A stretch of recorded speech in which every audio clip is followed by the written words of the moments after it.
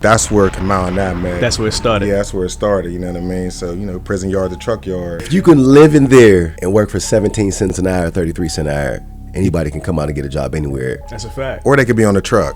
That's you know what I mean? And out in trucking, the people that control the money, they got power. We are ignorant to a lot of things that we don't know for lack of knowledge. That was one of the first people who showed us, I'm going to take advantage of you not knowing. We're not playing no games. Y'all want to be lackadaisical. Y'all don't want to work that hard. The stuff y'all not willing to do, we going to do it. It's like baseball. Every time somebody comes to the plate, you don't hit a home run. It's about small steps, great distances. Cats in the game don't know what their cost per mile is. You need to know what you can operate your truck at. And once we found out what we can operate our trucks at, we know what we can and what we can't do. So sky was the limit from there. Plan, be strategic, and just, go out there and fight for your dream or whatever vision that you have. You can make that happen. All right, guys, just want to take a quick moment to thank our sponsors and our longtime partners, OTR Solutions. Listen, if you need factoring or you're in a current factoring relationship and you're not, having the best experience, I implore you to go check out OTR Solutions. They are the #1 factoring company in the country. They are the only factoring company that offers true non-recourse factoring, which means that, they'll make sure that they take care of everything that you need, your cash flow and so forth, and you don't have to have any headaches or worry about anything else. All right, they're going to take care of it for you. Go check out OTR Solutions now. Click the link below in the bio, or you can text OTRTNH to 80483. That's OTRTNH to 80483, and that'll help you skip the line and get directly with one of our sales reps. All right, guys, let's get back to the show. Hi, my name is Dave Stuvaints. I'm the owner of koolstrucking LLC, and you're now tuning in to Trucking Hustle. My name is Kamau Gant from E-Lane Trucking LLC, and you are now watching Trucking Hustle. I just told her, I said this year, with the grind and how things have been, it's like, I ain't where I want to be, so I ain't trying to get comfortable and relax yet. That's a fact. I'm still in grind mode, and I'm not trying to have that woo-saw moment to be like, all right, well, let me just go turn up. There ain't nothing to turn up for yet, because what I see and what I know me and my man are trying to build, it's in the process, and the process is still in the works. So it's like, I just feel it was not time to enjoy the fruits of our labor just yet. Because a lot of people put the horse before the carriage, and you get sidetracked or you get that complacency sets in, and sometimes you just get off your grind. You got to stand 10 toes down in the trenches until you get to where you're getting. And I just told her, I had a vision board, and my vision board said September 23. When I made my vision board, one of the things was 2 more trucks in motion, spring, summer of this year. It happened later into the summer in July when I got my second 2 trucks, but yet still, that was 4 trucks in less than 12 months because I bought my first 2 in August. So, everything has happened. It's just been nothing but God, man. So, going off of my birthday, it's just another day at this point. Now, if I was just a regular 9-to-5 guy working Monday through Friday, I'd be like, oh, yeah, let's go turn up, call everybody. My wife loves to throw parties and everything, but it's different now. So, birthday is another day to me right now. Just on the grind. That's a fact. So hell of a way to get the podcast started, man. We are recording, but I was liking where you were going with that, man. Okay, so I didn't know he was recording yet. I let you cook. I let you cook. Hustle fam, we are back with another amazing episode, and I have 2 good brothers, man, joining me all the way from Pittsburgh, Pennsylvania. Yeah, Pittsburgh, Steeler Nation. What's going on in Pittsburgh, man? Aside from some Steelers, what's it like out there? Trucking. Yes. Heavy trucking. Absolutely. City of steel. Yeah. Steel factories and all that, right? Yeah. For Railroads. Sure. For sure. All right, cool, man. So we got a good show for y'all today, man. You brothers have 2 different trucking companies. You have a pretty unique story, how you guys came up together, right, where you guys actually met and kind of started this journey to bring you to where you're at today. So first, I want you to introduce yourselves and introduce your business. I'll start with you over here, brother. My name is Dave Stuvaints. I'm the owner of koolstrucking LLC. I'm from the north side of Pittsburgh. Grew up, in the city kid, went through through all the things that we go through in the urban neighborhoods, crime, drugs, all that type of stuff. As time went on, fast forward I did some time, got out, you know, tried to find different little jobs. I was a cook for a little bit, you know what I mean? But I just never felt comfortable being told what to do by certain people or working in somebody's box or being micromanaged. Fast forward again, I violated, and that's when I met this guy right here. We started working out together. Then we was always walkies, and that means we just walked the child together. You know, I was gonna say, yard. So for the people who don't know, what's a walkie? A walkie, and you know, in the prison yard, that's who you walk with every day. All 3 meals, we go to yard together. Just, you know, kind of vibe, fellowship. So, you know, we became walkies, and then after, you know, released, then we stayed in contact. You know what I mean? And I'm gonna let him spill his, you know, how we got there before I start going on to the next. But for sure. Yeah, before I bring the trucking up, so that's where kind of Kamau and I met. That's where it started. Yeah, that's where it started. You know what I mean? So, you know, prison yard to truck yard. I love it. I love it. I love it. Come on, man. Tell me a little bit about. Introduce yourself real fast. I am Kamau Gant from Elaine Trucking LLC. I'm the owner, and from the east side of Pittsburgh. Grew up. I was there till I was about 12 years old. My mother was in the military, so moved around a lot. Before middle school, I mean, went to Germany for 3 years with my mom. Came back, stayed with my aunt for about 3-4 years. Went to Rosenstein's, no longer standing. Did a couple years in middle school. My mom was like, come down to Atlanta, because she got stationed in Fort Stewart, but she retired in Atlanta. I came down there in 9th grade and changed my life. So I was down there just vibing. You just seeing a lot of people that look like you and I. And just opened up my life, opened up my eyes to just traveling, just wanting things, and just rubbing elbows with a lot of people who are going places. And I just excelled in everything that I did. I mean, as far as work goes, I was always in management position of managing people as a whole. So I never thought that anything was out of the realm of possibility. But when somebody always used to tell me I couldn't do it, I always proved to you, and I had this chip on my shoulder, I'm going to show you that I can. So I was always a go-getter.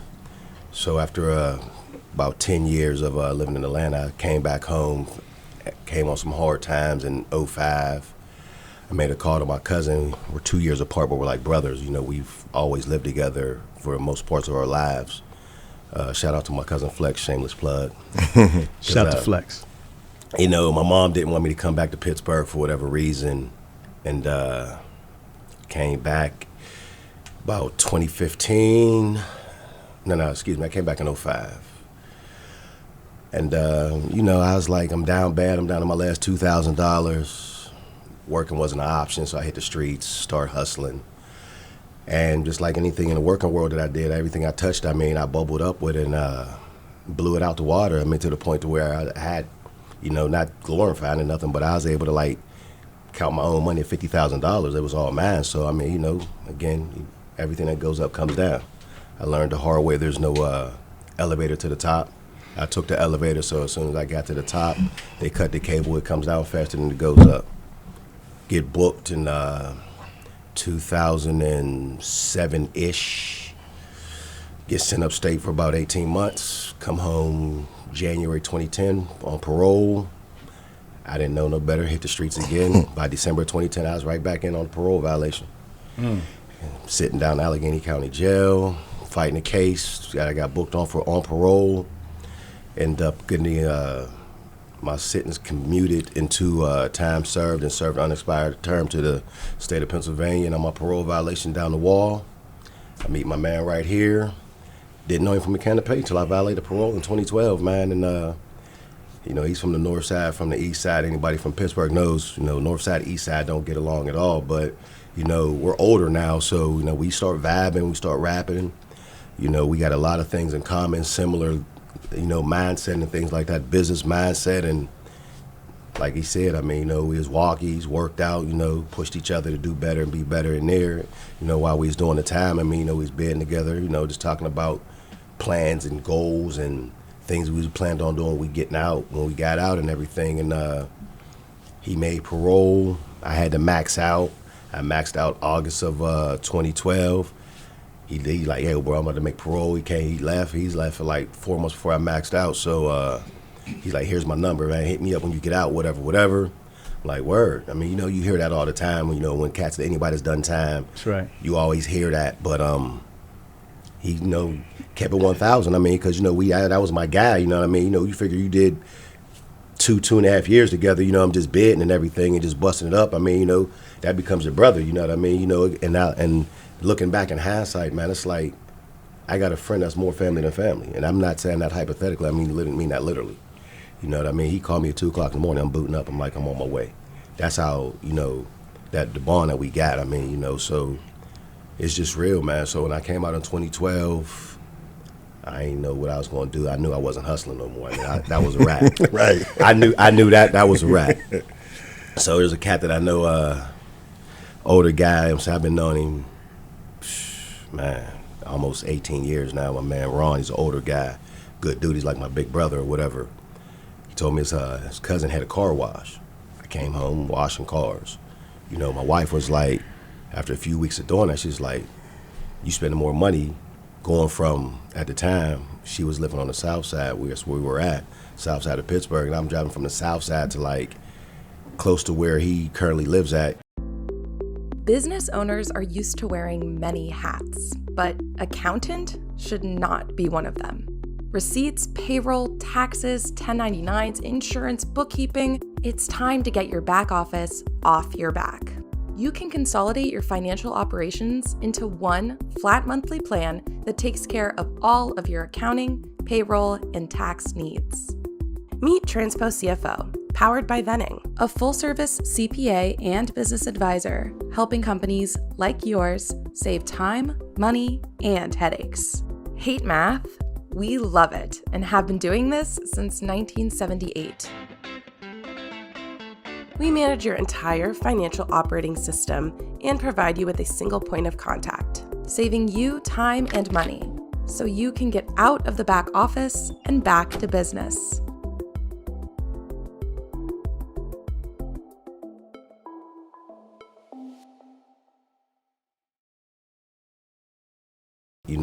In a borough called Rankin, I'm driving like 20, 30 minutes every day, barely making any money to get back and forth. But I just made a promise to God. I was like, God, listen, anything that you put in front of me, I'm gonna work it like it's the best thing smoking, regardless of whatever it is. And I just never looked back. Then washed cars for about 2 months and hand washing cars by myself, doing that for a few months, and that really didn't pan out. But it allowed me to just get that under my feet, to like get the working thing under my feet and like get back to like what life was really gonna look like. And got a job downtown at it's the old state capitol building in Pittsburgh, or the city capitol building's apartments now. Started valeting. I mean, I've been driving since 15 legally, so I've just been driving a stick since I was 15. That's what I learned on. So I just been driving cars and been driving, and went from there. I transitioned to trucking after that, but I let my man pick up on his journey from there because I don't want to take too much. No, you good. Yeah. No. So hold on. So let me let's unpack this a little bit. So all right. So 2012 is when you got out, right? I maxed out August You maxed 2012. out 2012, and Yep. you were 2012. 2012 in also. May. Yeah, you got when July What? when you max. No, August. Okay, August. 2012. He made parole, so he Okay. still had paper to walk off. So since I came home and I violated, when I violated in 2010, state of Pennsylvania said like, no. You're going to give us all this time that you had on the street plus what you owe. So I didn't have no parole date. So, I mean, down the SCI Pittsburgh, the wall, which is no longer open, a lot of the COs down there knew a lot of guys that came back were local guys from like the Pittsburgh or surrounding areas, like Greensburg or whatever in that area of Pittsburgh, that the COs will talk to you real crazy because they know you're only a parole violators because they sent parole violators there opposed to going back to your home jail. So a lot of people that were there were local people, and the COs knew that you were trying to get out in 3 months, 6 months, 9 months. So they would just do you bad. Yeah. And so you had to be this straight and arrow kind of guy, but they look at you as a convict. So they're going to push your buttons to talk bad, to do anything to try to get you another parole violation, to get you there, stuck there for another 6 months or more. So my man, I mean, he was cool. I mean, as you get older and you're doing time, and you're like, this is not for me. It's for these young kids at this point. They think this is cool. I'm like, it's over, man. So we having a good time in there. Yeah, I mean, me and him like, man, I'm trying to get about it. I feel like a nut, man. You know, I got kids out here, wife out here. You know, I'm just like, at the time, my girl, but I'm like, I got people relying on me. You know what I mean? Right. So, you know, I mean, we ain't never got into nothing in there like that. You know, we ain't had no issues. I mean, because everybody knew everybody from the streets. So it was cool, but it's just, you know, he made parole. I mean, no issues. August 2012, I was like, hey, man, y'all can't do nothing to me. You can't touch me. You can't provoke me. If I cuss you out, I went to the hole my last 30 days.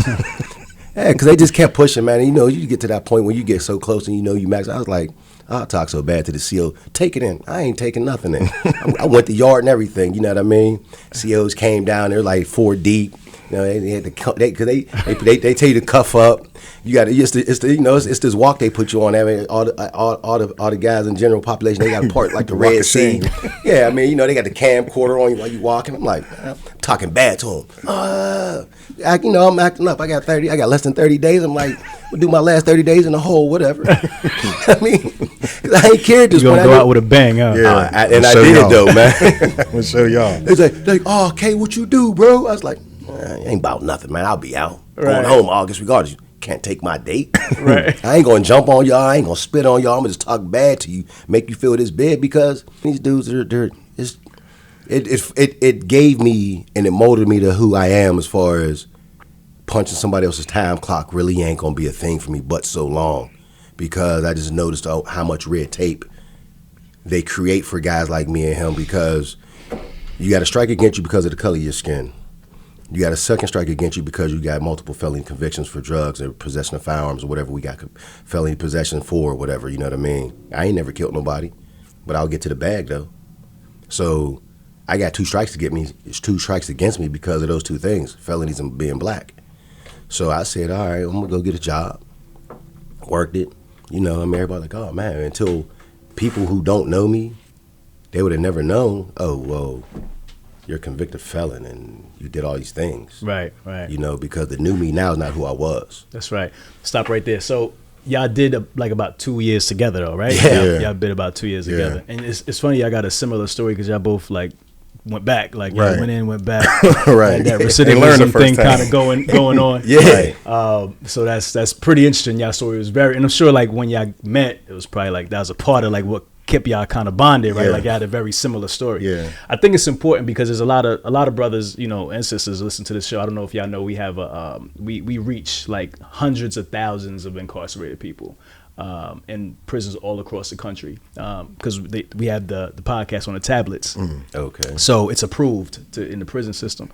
And, you know, we get a lot of mail. We get a lot of, you know, DMs. You know, they're using the phones they're not supposed to. Right. Right. And all that. And they're always asking us questions like, you know, like they're plotting. They're scheming. They're like, they really want to, you know, change their lives. They want to come out. They want to do something positive. But they don't know, like, what the first steps are, right? So both of y'all kind of going through that. Like, how did you rebuild your life?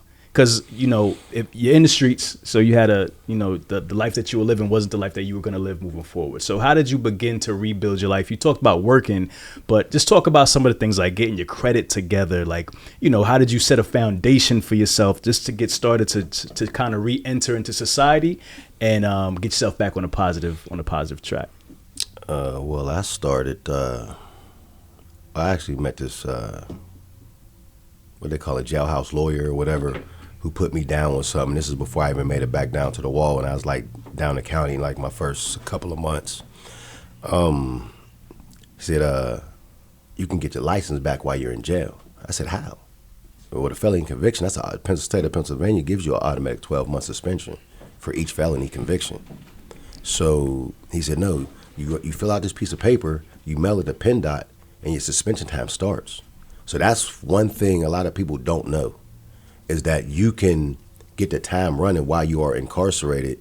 So when you hit the streets, you can go to PennDOT and get your license back instead of waiting till you get out.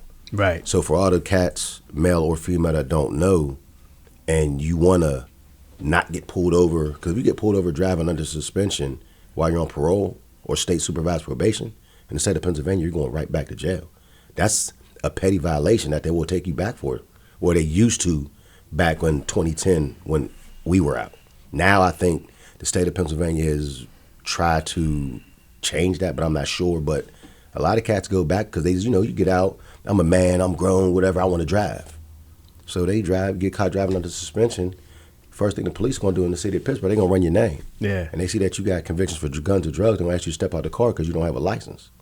So then they're going to tear the car up and they're going to do everything like that. And that happened to me on parole. And I got put on house arrest at the time when I did that because my parole officer found out. Didn't send me back. Halfway house. Yeah. But getting your license back, filling out doing the proper things and finding out what you need to do to come back out, and you're not behind the 8 ball like, oh, I got to get my license back. How am I going to do this? Use your time constructively to do that. What can you do? Have a strong support system. I had a support system. My girl at the time is currently my wife. I mean, she held it all the way down. My mother and sister, God rest their souls, they passed away just recently. It was my mom, my sister, and my wife. It was like one big happy family in one house. You know what I mean? At the time when I went back, it was just me and my girl. And she just held it down. I mean, my mom and my sister, they were just like BFFs. It was sometimes a love-hate relationship. Or I was going to say, that's not typical. Right. Anybody who knows my mom, God rest her soul, she is hard to deal with, but she's a loving individual. I mean, and she made me who I am, good, bad, and indifferent, but she gave me and showed me the game and the hustle and the grind. Yeah. So, and then my sister, I mean, she was just like him, and that's what Dave and my sister had something in common. They can cook their butts off. We just call him the chef up north. I was going to say, you the chef up north? Yeah, the chef up north. Used to be the chef up north. Yeah. Hip game proper. I mean, everybody's like, oh, man, you ain't do it like this. Oh, you want it too wet, dry? Hey, tell him how you want it. He can chef it up for you. So what you do, like the ramen with the tuna? Like, I was in there smoking. We was taking toilet paper, making donuts. Take a what was it called, the pipe cleaner, and put it through the summer sausage, and I cook it right there on the cell. CO's, it smells good. I was like, we was in there frying the food. If you can live in there and work for 17 cents an hour, 33 cents an hour, anybody can come out and get a job anywhere. That's a fact. Or they could be on the truck.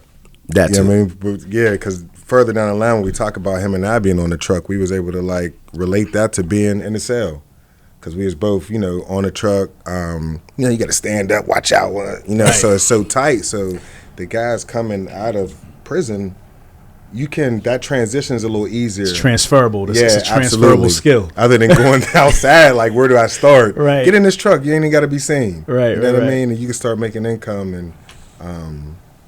But to go back before I start running off, what you said, for me, I had to figure out who I was, what I liked, what I didn't like, what I wanted to deal with, what I didn't want to. And I remember from hustling, it was tiring. I remember the police pulled me over. They're like, you just got pulled over to DUI. You're drunk now. You know what I mean? Like, what are you doing? It was detectives, so they let me go, but it kind of... I remember McKeesport police being there, so they're like, now I know next time, and I didn't have a license at the time. When I just got my license.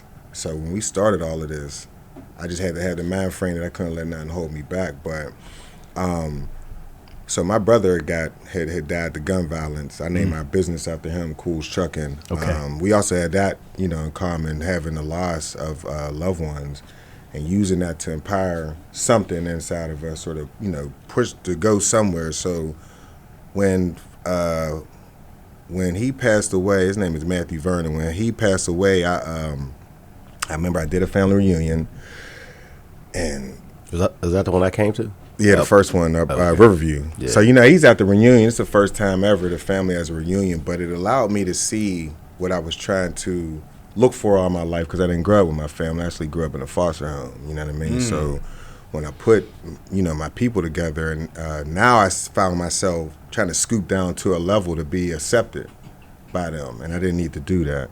And I remember talking to this guy named Dre, and he was like, I deliver mattresses. I'm like, for real? And he's like, I make money, and my sister's boyfriend got a contract. So I went down there because I'm tired. The drug stuff ain't working. So I go down to Mattress Firm. All right, guys, I hope you're enjoying the show so far. I wanted to take a quick moment to invite you to our newsletter. Go to the link below and sign up for the TNH Truck and Hustle newsletter, where you'll find the weekly hustle stories. You'll find different niches of transportation and logistics that you can get into to pivot or grow your business. You do not want to miss this information that's coming out on this newsletter. So go sign up right now, check it out, and we'll see you next week. Just cold turkey. Go down there, talk to the manager, and it was just like, yeah, if you can, build the business or create. They told me what to do, and kind of fast forward, I did it. Got the truck, the rental. That was the first. That's when I was like, all right, I want to work for myself. You know what I mean? So I got the box delivering truck. mattresses. Yeah, delivering mattresses. Okay. That was my first contract. That's where it started at. With no license to say. No license. So they're like, I'm the second contractor non-driver right that they ever had, so I had to hire a driver, and that was a journey. So I get the driver, I get the truck. I got a box truck sitting on the side of somebody's house for like 3 weeks. It's not even moving, so I'm just losing all of this money. Shout out to my man, I probably owe some money too, because the truck's all the money dwindled down. So yeah, that's where it kind of started at. I went from mattresses. The whole time I'm losing money for real. I don't understand the business, but I did understand, why do I have my own business and I have to put a mattress firm shirt on? From mattresses, I went to appliances, where I had a truck and appliances and a truck and mattresses at the same time, but I ended up losing the mattress contract because I was never there and I was burning myself out. That contract was directly with the retailer, with the store, or was it through somebody else? Yeah, it was directly through. No, it was. So you got Mattress Firm, then the middleman is Top Hat.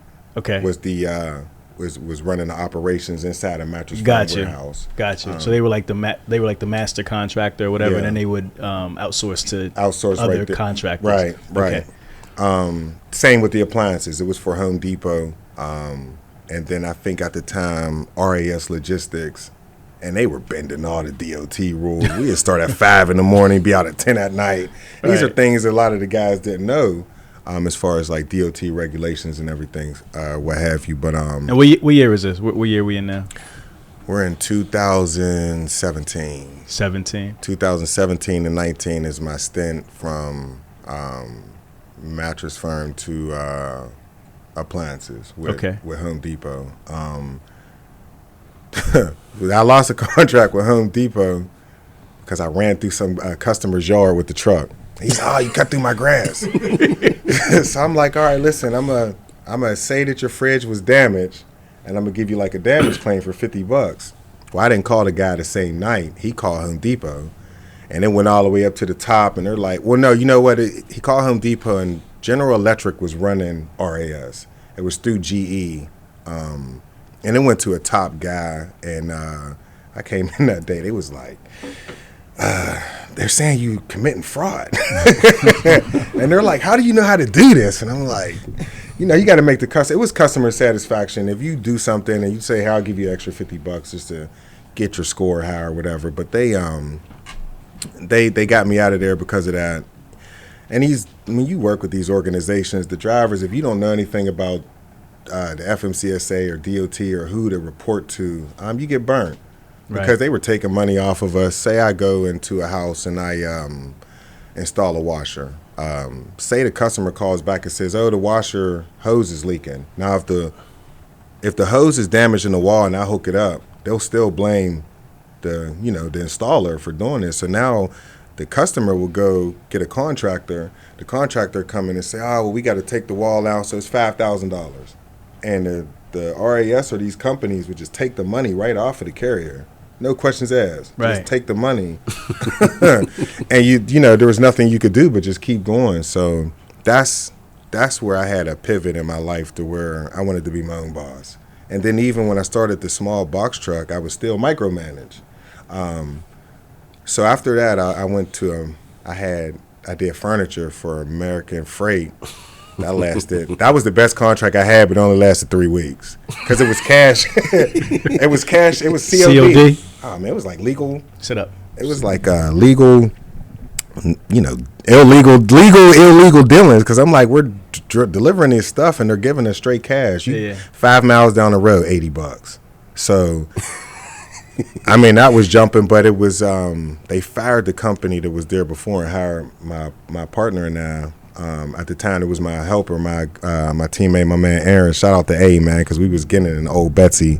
I got 2 more trucks on. I got a U-Haul and I got another truck, but it was what was it? What's that? Income tax time. Okay. So they're super busy, and we couldn't handle that rush. You know what I mean? So we didn't know what was going on. So they got us out of there, and I was kind of dormant for the next few years until I'm gonna let him lead up to that, because he calls me and says, "Hey, I talked to somebody, so I got a play on how we can get $100,000 if you got a 700 credit score." Okay. So I'm like, okay, well, where we start with that? So I went from there, so let me go back for the time. So 2017 and 19, the Mattress. Now I'm dormant. Then we have COVID, right?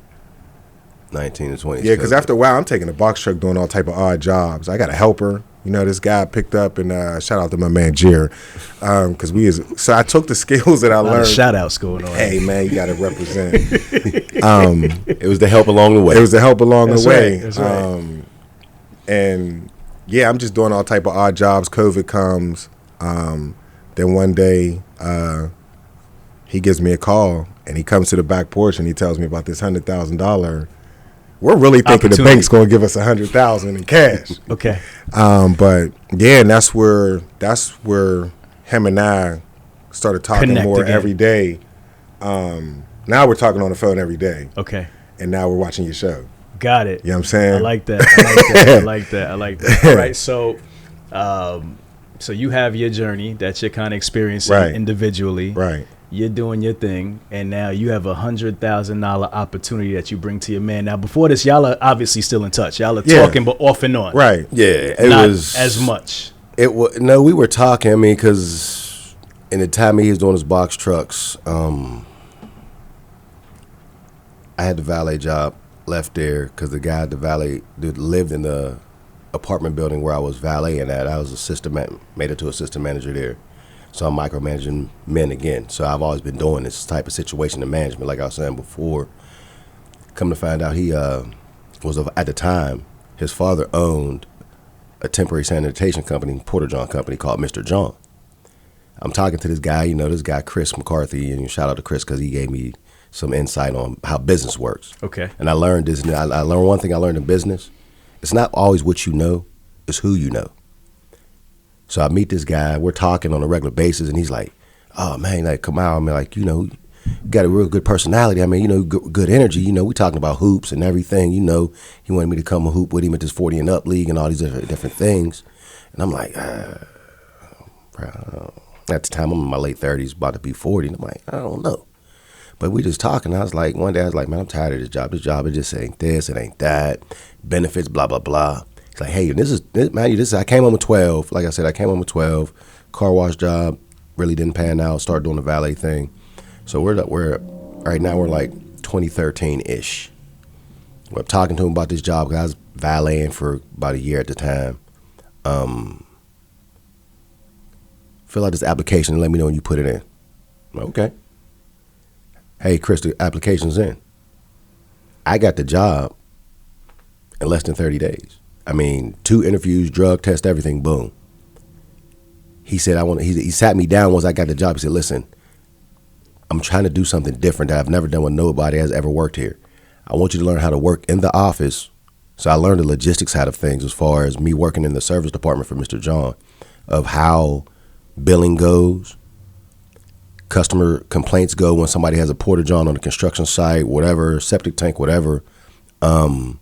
How you got to also pacify the customer to make them okay and not lose that business. And then you still got to cold call customers that left and went to the competitors that are in the area, and how can you get them back? So I'm learning all these things in the office, but then I'm still learning in the trenches with the men of how you service Porta Johns, repair Porta Johns, deliver them, Pittsburgh marathons that we did, and where you got to deliver over 600-700 Porta Johns in less than 5 hours.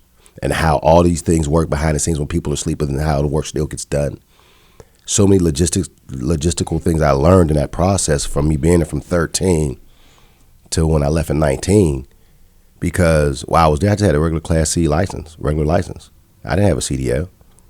But when the process of me working at Mr. John, I joined the union. So I was a Teamster, Local 341 by trade. I'm still a Teamster. I still pay my non-working union dues, go to a union meeting. And during the meeting, they were like, yeah, if anybody here wants to get their CDL that doesn't have their CDL, you know, you pay union dues. You got it for free. I wanted to go take the permit test, general knowledge, air brakes, combination vehicles. They said, boom, you got your permit. You can go. We'll send you to go get your CDL for free. I paid nothing. People are paying nowadays $5, $6, $7, $8, $9, $10,000. So I hear. For free. I mean, so me getting my CDL for free, and I'm just fast forwarding from the time I started at Mr. John from 13, about 16, 17. I went and got my CDL. Me and my wife were talking. Pittsburgh ain't it. And I mean, you know, it's still my guy. Pittsburgh ain't it. My wife's like, all right, boom. I'm going to go out to Cali, try to get a job out there. Let's just move to Cali. Sounded outlandish because me and my wife were known for doing crazy stuff. She goes out to Cali for about a good year and some change. I remember that. Yeah, it's just, listen, mind you, at this time, you know, me and my wife we've had a kid now, another kid at this time. So it's me, my youngest son, my middle son, and my oldest son. He's popping in and out of the house at the time or whatever. So it's just me and the kids. Wife's just gone. I'm just a single dad at this point. You know what I'm saying? Single dad. Right. You know what I mean? You know, she's out there. I'm flying back and forth from Pittsburgh to California periodically, go see her and everything. Got my CDL. She got a nice job out there. You know what I mean? Again, in logistics. She's dealing with accounts payable, accounts receivable with drayage containers coming off the cargo ships and stuff like that. So I've always been around the trucking game from the time I came home. When I got the job at Mr. John in 2013, I just been around trucks. And I've always been looking to how I can expand. So when I got my CDL at Mr. John, in the process of me doing all of that, and this is why I said I'll never work and punch nobody else's time clock, a position came about for the operations manager. I checked every box but one. And it wasn't my background, it wasn't my color of my skin. I didn't have a bachelor's degree. So that excluded me from the job. So you go hire some young kid, and I will just say this is 17, 18, so at the time I'm 37, 38. You hire some young dude who's about, give or take, 5 to 10 years younger than me. And you want me to train him on how to do my job to help him do his job to be my boss. I looked at that like you're crazy. As I looked at him, like, you want me to train this dude? Me and dude bumped heads the whole time. Right. But mind you, while I'm at Mr. John, I'm the union steward.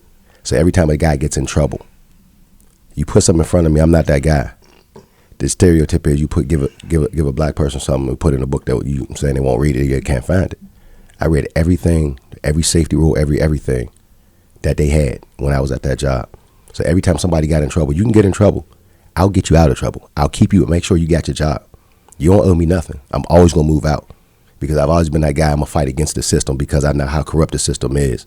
And if you don't know and you don't read, and knowledge is information and it's power. That's right. So I read and I read and I read. So I was always getting guys out of trouble. So long story short, that job ran its course. Another operations position came about as the company started to transition to a place called Neville Island, which is down the street from where they were located at. And another operations position came about. I applied for that one too, internally. They told me I don't check all the boxes. I didn't even ask why, because the guy they gave the job to don't have a bachelor's degree. I know him from the streets when he was driving tow trucks at AAA for my man who owned the tow truck company for AAA at the time. I know him and his brother. They gave this dude a job over me. So at that point, I already knew what it was. I ain't got the complexion for the connection. So I said, on that note right there, I put in my 2 weeks. By this time, my wife was about to transition back from California to Pittsburgh. I put in my 2 weeks. I said, babe, don't worry about it. We're going to figure this out. I got my CDL. Sky's the limit. I left there in 19. I went to the Shell Cracker plant, which was a big construction project in western Pennsylvania. Probably one of the biggest ones at the time in the United States. Worked there for 2.5 years as a Teamster. Drove the yard dog. Flatbed. That's where I learned a lot of load securement, because all they had was flatbed, because we were hauling structural steel, and that's what I learned about flat racks going on these pen trailers.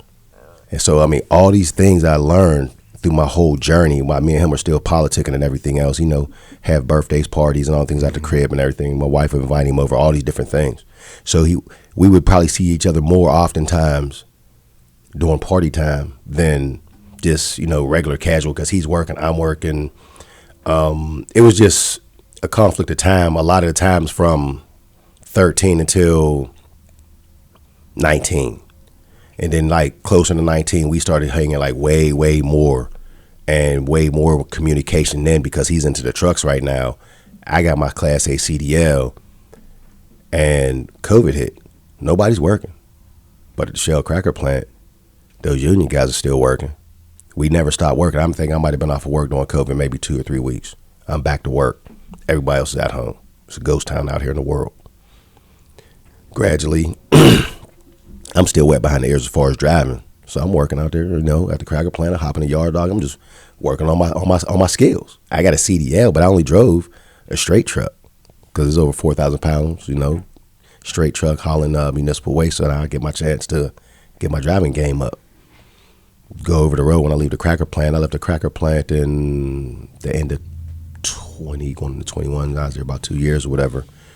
And I said, you know what? And around this time, September 2019, I lost my sister. So I just had to start making some life-changing goals. When I lost my sister in 2019, my life changed at that current moment. You know, it just took a lot out of me.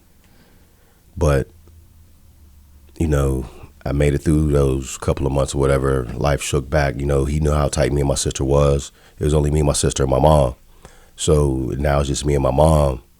And, you know, that's when me and him really started politicking, because around that same time, he lost his best friend, Versace. And to come to find out, I didn't know until just a few years back, me and his best friend, that was like his brother, got the same birthday. So it's like he lost a brother, but he gained one, as me and him didn't. We still been vibing this whole time. And I lose my sister, you know, we vibing because we got something really in common. Excuse me. And, you know, we politicking and everything. We have a celebration of life, January 2020 at my crib. He comes through. He don't even know my sister drinks Jameson. He comes in with a bottle of Jameson. I'm like, wow. I said, look at God. So we taking shots, whatever, drunk, whatever. My mom was like, oh, yeah, we love drunk Stu. This, that, and that. Because that's his nickname that we all know him by, Stu. I don't drink liquor no more. But responsibly. Yeah. I mean, but at one time, you know, there's some stories. My wife can give you them stories off camera. But my mom was like, we love drunk Stu. So me, him, and my mom, we sat up, drank the whole bottle of Jameson, you know, reminiscing, vibing, and everything. And that was January 9th, 10th, 2020. I lost my mom that same month. So that was a rough time, man. Rough time, but I got through it. And it just motivated me to never look back. And when I say, why is somebody doing what they're doing? What is your why? My why, my fire, my desire, why I really just go hard as I do, and I never look back after January 28th, 2020, is because I lost everything I had in a matter of 4 months. So I went out and hit the road, got a job driving over the road, burned the road up. And at this time, during this whole time, let me rewind a little bit. Me and my wife moved from where we were on the south side to go to a better neighborhood and school district. So at this time, we moved to Crafton, PA, which is outside of the city. It's real suburbial. Take my son, my middle son. I take my son Dre to basketball practice. He's in the 4th grade, going into 5th grade at the time. And I'm on the sideline. I'm not crazy dad at practice. You know what I mean? I'm the crazy dad at practice. But I know what I'm talking about. So the coach comes over. He's like, hey, man, it's like, I heard you. I hear you over there coaching your son, whatever, man. I would love to have you, help me coach. I'm like, I played basketball my life, so it's just like in me to just like coach and just, just give back to the kids. Because I didn't have nobody doing that for me. Right. So start coaching with my man, Chris Gargas, man. Shout out to Chris Gargas. Shout out to Chris. He's a very integral part of this whole situation. So me and Chris are coaching basketball from 15, going through all these trials and tribulations and losses. My man Chris and his wife and the kids. I mean, you know, everything. Coaching basketball, we're going to fast forward to 2021.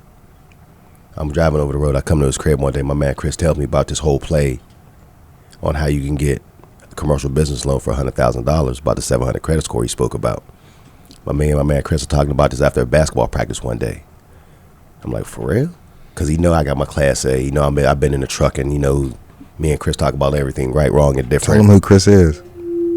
The commercial business loan officer at West Banco.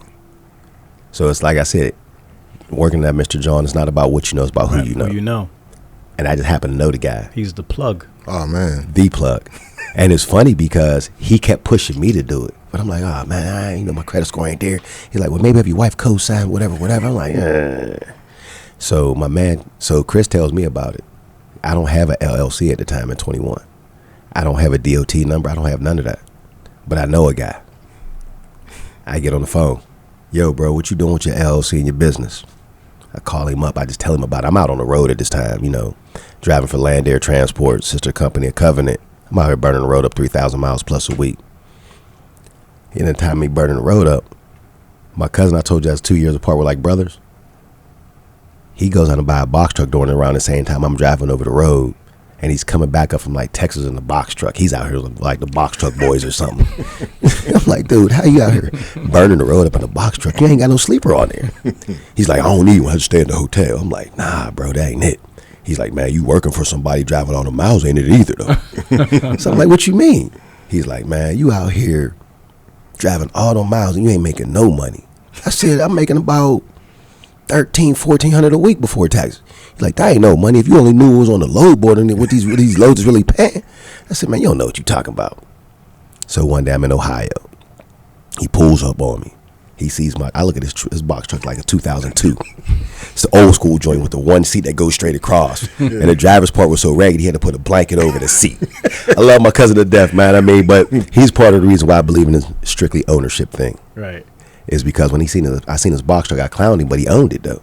You know what I mean? He seen my truck that I was driving for Land Air, and he looked at here. He's like, man, this thing's like a hotel. You got a double bunk, got all my clothes folded on my top bunk and all of that. I got refrigerator, food, kicking. I'm home on wheels. That's right. He's like, oh man, all you need is a bathroom. I said, I don't need to. I got fuel points from fueling the TA and petrol. I go to any TA and petrol. I got free showers, free parking.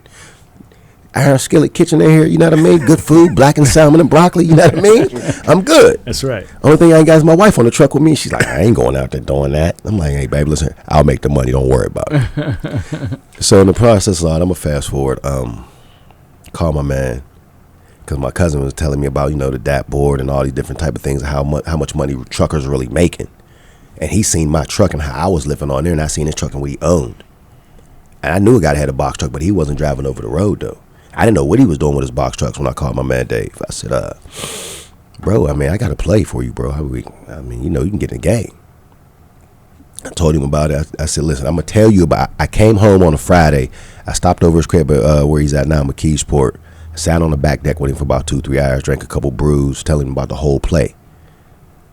I leave. I go home. All right, babe, I'm saying me and my wife talking, whatever at the time. And he calls me the next day. He's like, because, I mean, you know, you have a few beers, you just busting it up. Yo, hey, bro, what'd you say about that $100,000 and 700 credit score? Because he might not remember nothing else. Right, you remember that. That $100,000 credit score. Right. I said, I ain't going to play the middleman. I don't play gatekeeper. If I rock with you like that, I ain't playing gatekeeper. Right. I got you on better. Text. Hey, Chris, this is my man Dave Stuvaints right here. Da-da-da-da-da. You know, he's interested. I told him about what you told me at basketball practice, commercial business loan, da-da-da-da-da. I put them in a room together. I stepped away. He calls me January of 23. December of 22, he called me. I think he's like, bro, I think it's about to be on. I'm like, what you mean? He was like, your man Chris called me back and said, I'm approved. I said, oh, I said, for real? He's like, yeah, man. He's like, I really don't know where to get a truck from, though. I said, all right. Man, you still ain't got no license at this time. I got my Class A. January of 23. I don't know how he found out about Hill International. Shout out to Hill International. That's an integral part of the story too. But he calls me. He's like, bro, I'll let him tell me how when he called me in January 23 where we went from there. All right. So I'm thinking Ramel's gonna ask a question, but I mean, he just handed it off to you, yeah, so I'm gonna run with it. I'm gonna go ahead and let you rock. So I talked to Chris, everything, we get approved and everything, and so we go out. Chris had handed me this a card for the salesman, Dave Dudo. Shout out to Dave because he's a big part of it. Because at this time the trucking business is inflated, so these trucks are expensive as hell. We got 2020 now, right? 2020, 2021. We're in 20. End of 22 going into 23 when the market's saturated because 22, 23. Okay. during COVID everybody had trucks. That's right. You, me, him. Oh, man. Everybody got trucks. That's right. A lot of foreigners got trucks, and that's why the game is messed up right now. Okay, we're gonna pause right there. Yeah. So we get approved. Him and I got to see Dave Dudo, and he's telling us about this warranty for international. Because I asked Chris, I said, well, why? He's like, well, these trucks are expensive. I thought, well, you gave me this guy's card. He's like, I don't know how it. And I just knew, the man upstairs was working in our favor. So, this was the route to go because no one knows why. Chris is like, I don't know Dave personally. I just have his card. But he's also saying you could get trucks cheaper. Dudo was a salesman that had a truck running on the side. So he kind of stood out anyway because he's, almost doing what we want to do. So he sold trucks, but he had a business. He had a business as well. And he always had one. So so now he really has our attention. But he sold us on the warranty and their service with Hill and the Navistar warranty that International provides. Remember, I'll lie to you not, when our trucks go in the shop, it's like a drive-through. They come right back out because of how good the service is. Shout out to Shane, too, up at Hill. He's the manager. They took care of us.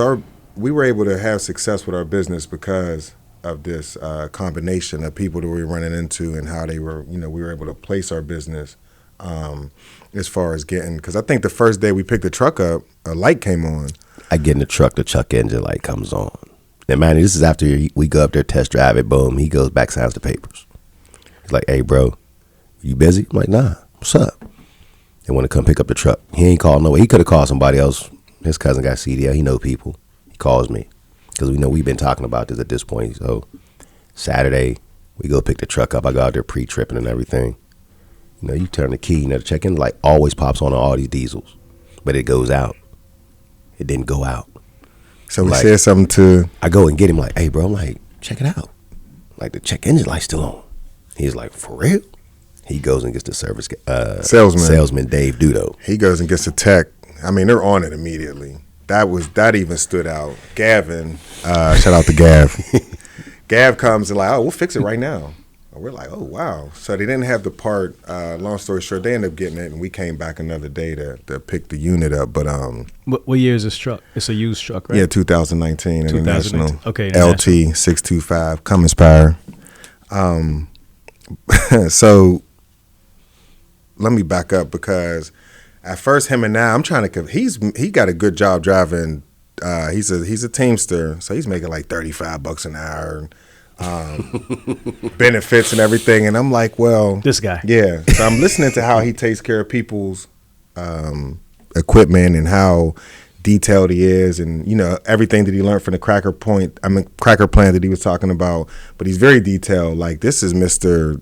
Man, you can't. There's dust on the truck. There's, what I mean. The wheels ain't clean. Right. He's on point. He's on point, which allowed me to understand. I'm also watching your show, so we're all watching the show, and I'm learning stuff from the guys, from Brewster, from a lot of people that got it. I know Shepard was the first one that we... Damien Shepard. Oh, man, he kind of like boosted big time because he boosted how we think about newer equipment. Just about a lot of things that he laid out for how he runs his business. We were able to take that and say, look, this is how we want to run. I looked at a map to see where all the Hill Internationals were, and I wanted to run our trucks in the area, so if they break down, because I had these box trucks, if they break down, you don't got no money, you're out of business. I mean, it's over. And you still got the box trucks running at I ended up this point, selling. right? No, I sold them. You got rid of all of them. I Before you got the first semi, you got rid of all the box trucks? No, I got them after we were running them. I think I sold them. That's a whole other story. Yeah. He had a pickup truck, and he's like, hey, bro, I got to get in the game. Like, what you mean? He's like, nice pickup truck, 06, 07 Denali, fully loaded, clean. No miles. Low miles. Sells that thing for like $10,000, $12,000. 16 to be exact. Oh, excuse me. But that 16 got him in the game and made him possible to do everything he needed to do to go get this first truck. Well, let me say this, because I thought Chris was going to give us $100,000 like in cash. I'm still waiting for where the Yeah, so we're like 100,000. So the loan is Chris is like, no, we don't give you $100,000. You got to like purchase a piece of equipment or something. So that's when I sold the truck. But it's a commercial loan. Okay. 700 credit score, LLC for a year. West Banco has a program where it'll, fund you a commercial loan, for a truck or a property, if that's what you're trying to do. What's the name of the loan? It's a commercial. It's a Commercial business loan. commercial business loan. It's a program that they got. I was going to say, do you know the name of the program? I don't. Okay. I can't think of it. But if you can call West Banco and ask for Chris Gargas, he can plug you in with There that you go. information. Right. That's bro. all they need to know. Yeah. So that's when I sold the Denali, because we're, airheaded about it. I'm like, 100,000, man. I can buy this truck and do this and that. Chris is like, no, we buy the truck.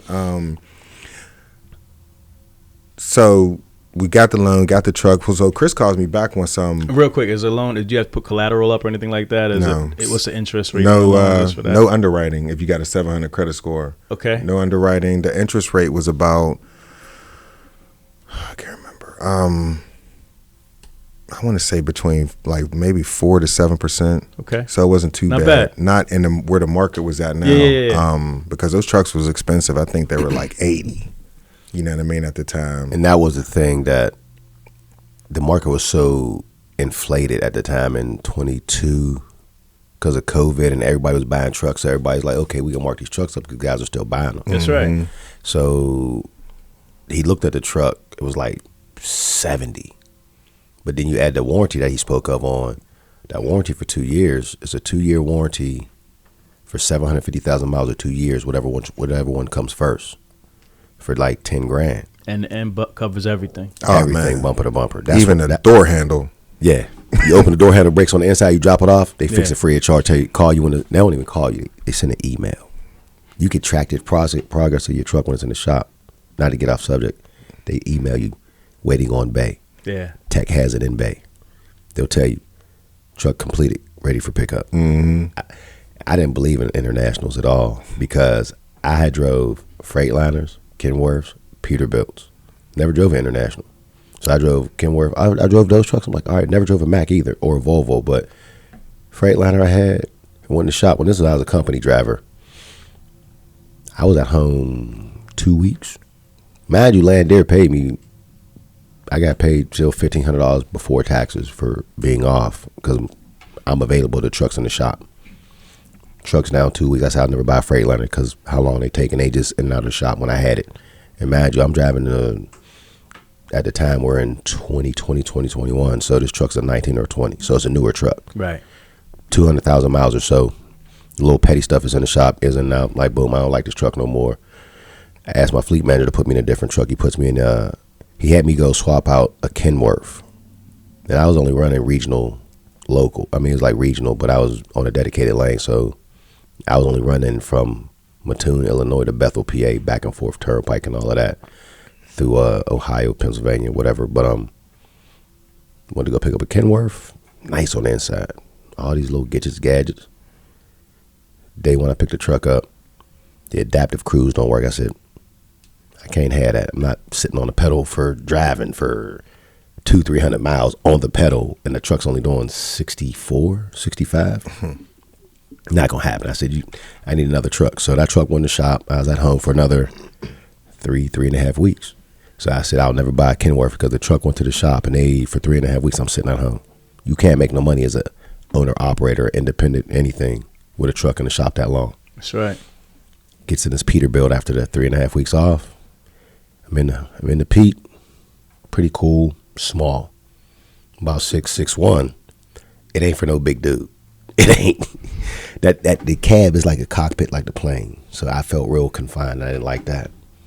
Truck ran decent, but when it had some issues and it went down, it's in the shop for 2-3 weeks again. I never buy a Peterbilt. Never. Some guys say, yeah, it depends on the engine. At this time, I'm still green. I'm just looking at the maker. I'm not looking at the engine.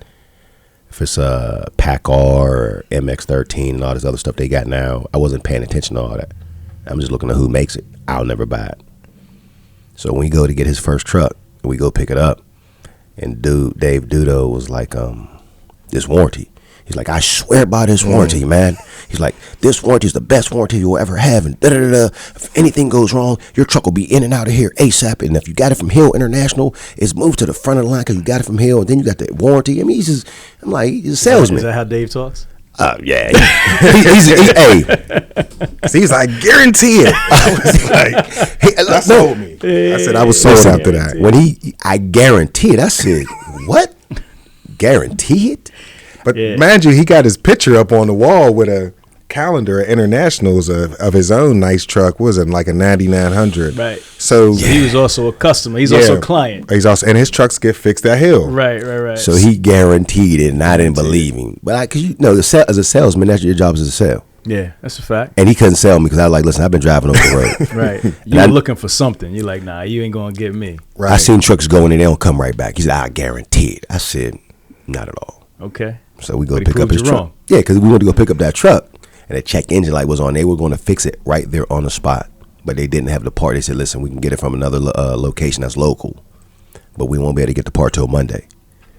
He got the email Monday afternoon, hey, man, let's go pick up the truck. I said, we was just there Saturday. It can't be ready. He said, no, they emailed me. I said, it's ready? I was like, wow. And that's what sold me on only buying Internationals and that warranty. Gotcha. Yeah. All right, so you get the truck. Now, are you driving this truck yet, like officially, or you just went to pick it up? I just wanted to go pick it up. Okay. I'm still driving. For your other situation. Actually, I left Landier because I got tired of being over the road. My wife wanted me home. I was like, I made a business decision. I went back to the union. I started driving triaxle. Okay. I'm PA Turnpike, right outside of Pittsburgh. I got on a newsstand. I was headed to Bethel, PA, coming from Columbus. And my local unit is local 341. I see triaxles on the turnpike, paving. I said, hold on. These dudes is dudes that are in my local that I know personally, out here on the turnpike paving. That's right. And they're home every day. And I know they're making like anywhere between 30 and 35, getting prevailing wage. I started doing the math. I said, hold on. So $35 an hour, guaranteed about 60 hours a week. I could be at home. Excuse me. I could be at home grossing about 18. I might be 60 hours a week, $1,800 a week grossing, overtime and half and everything. What I need to be on the road for? Stay at home. I could go back to coaching basketball and all of that. Right. So I said, man, I told my fleet manager, I'm done. Like, what do you mean you're done? This is my last week. I'm calling you on Monday. I'm done on Friday. I'm parking the truck in the yard. I'm going home. I'm done. So I started driving triaxle August of 22. I did that for a couple of months. It was cool. And then he calls me about the truck. Cause I plugged him, and I thought it was a joke. But when he called me, he said it was on. I told my wife, I said, babe, my man's about to get this truck. She was like, well, if you tired of driving, and because there's some issues with me driving the triaxle, the company I was working for was a little shady, in my opinion. But that molded me and motivated me. On top of me losing my mom and my sister, that motivated me to, like, this dude literally is maybe a year or two older than me, and you're not gonna keep sunning me. I've been getting sunned in all these jobs, and you ain't gonna just. I'm tired of it at this point. When you look like me and you still treat me like how the man treats us at these jobs, talk to you decent, but you ain't being 1,000% genuine on what you say. One thing I can stand on: let your yes be yes and your no be no. Don't tell me something and then you got some underlying issue. So when I told my wife about what was going on, she was like, why don't you just quit? And I was like, I told her about the situation that Dave had in front of me once I plugged him in with Chris. My wife was like, man, quit that damn job. If that's your man, like you said, that's your man, quit that damn job and go help your man. You got the know-how. He got the truck. I believe y'all can make this happen. So her giving me her blessing and believing and seeing how my work ethic is, because she calls me a robot. Listen, I love Brandy to death. I do. I mean, because she'll tell me, like, you won't sleep. You'll sleep 4 hours. You'll get right back up and go to work. Well, gotta make it happen. She gave me the blessing. I said, bro, it's on. Because, I mean, we fought tooth and nail. Like, man, I'm making this. I'm getting benefits. I'm doing this. He was like, say, yeah. That's what you were in the middle of talking about before. So, right? yeah, because it wasn't an easy convince at first, because he's like, well, you know, I need about 40%. I'm like, there's not that much money to be made. He's like, well, what do you mean? I'm like, man, it's not. I'm watching the show, too. Then I'm on Facebook with, I think they're protesting for, they're truckers against Trump or something, like truckers for Trump or something, or against TQL. Remember, Boston and them guys was that big thing, and just all the show kept me focused and on track with what I needed to do, to see people that look like me to get up here and tell their story. A lot of the stories, or a lot of the trials and tribulations that people went through, I went through with the box trucks. So I'm like, all right, so I'm trying to ignore the storm of people. Oh, it's too expensive. You won't make no money. I also got to convince him. Thanks, B, for blessing him, because he had to come to the house. Now we're sitting at the table with the calculator doing all these numbers, and there's no money to be made. But so we agreed upon a percentage. After a while, once he got on the truck, he lowered his percentage because he seen there wasn't no money. Because now I'm routing my other truck. I hired my cousin. He's routing the truck that we're on, so he's driving and teaching me everything about what it's like to be over the road, and I'm taking care of the business part, like the clerical. I'm, sending the money in, and we're watching the money so he could see everything, because we came to an agreement like, well, listen, if you're going to get your own truck, help me start now with this, and then you'll know everything when it's time for you to get your trucks.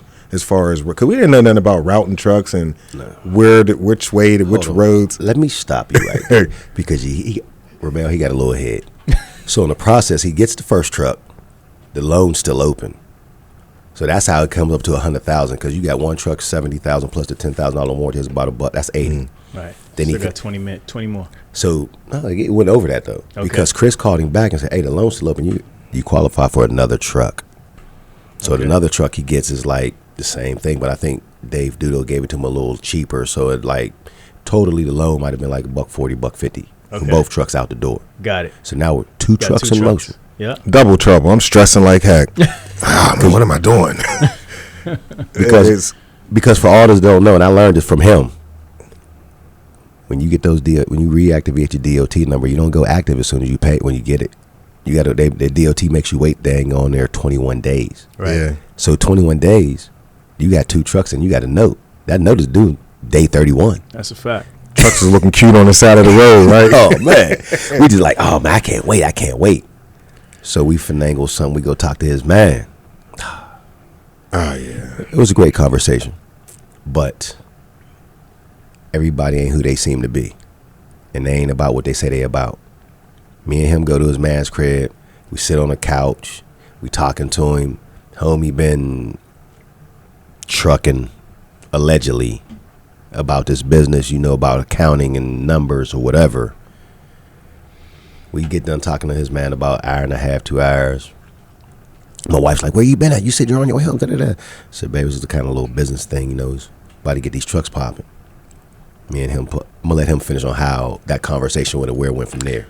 Yeah, it just, I don't want to throw nobody under the bus, but it just wasn't for us. When Kamau and I, our vision was way different. Like I said, the first show that I watched on Truck and Hustle was Shepherd. So I was already thinking bigger. I wasn't thinking about one man in the truck. And then I had already came in the game with two. So, and then I can't drive. So I have to think about logistics and how to maneuver and get this done without me being able to physically, because sometimes it was a hindrance, but I had to, like a thorn in the side, I just had to maneuver around it no matter what. So it was just bad money practices. Everybody sees the money when it comes in and they get greedy. And just a small thing to say, like, I think he was charging us a percentage for factoring, but he wasn't factoring us the money. You know what I mean? He was trying to run me on payroll. I said, I got 2 trucks, man. You can't put me on payroll. So I think it was ignorance on his side, just to, you know, to keep it clean, just not really knowing. And that just, at the time, we don't have no time for you not to know in this type of situation. You're trying to, I think he tried to pay. So I got the 2 units. He's factoring the money, but he's holding the check like I'm his employee. My accountant, we were just looking over the taxes like, we ain't even gonna file this.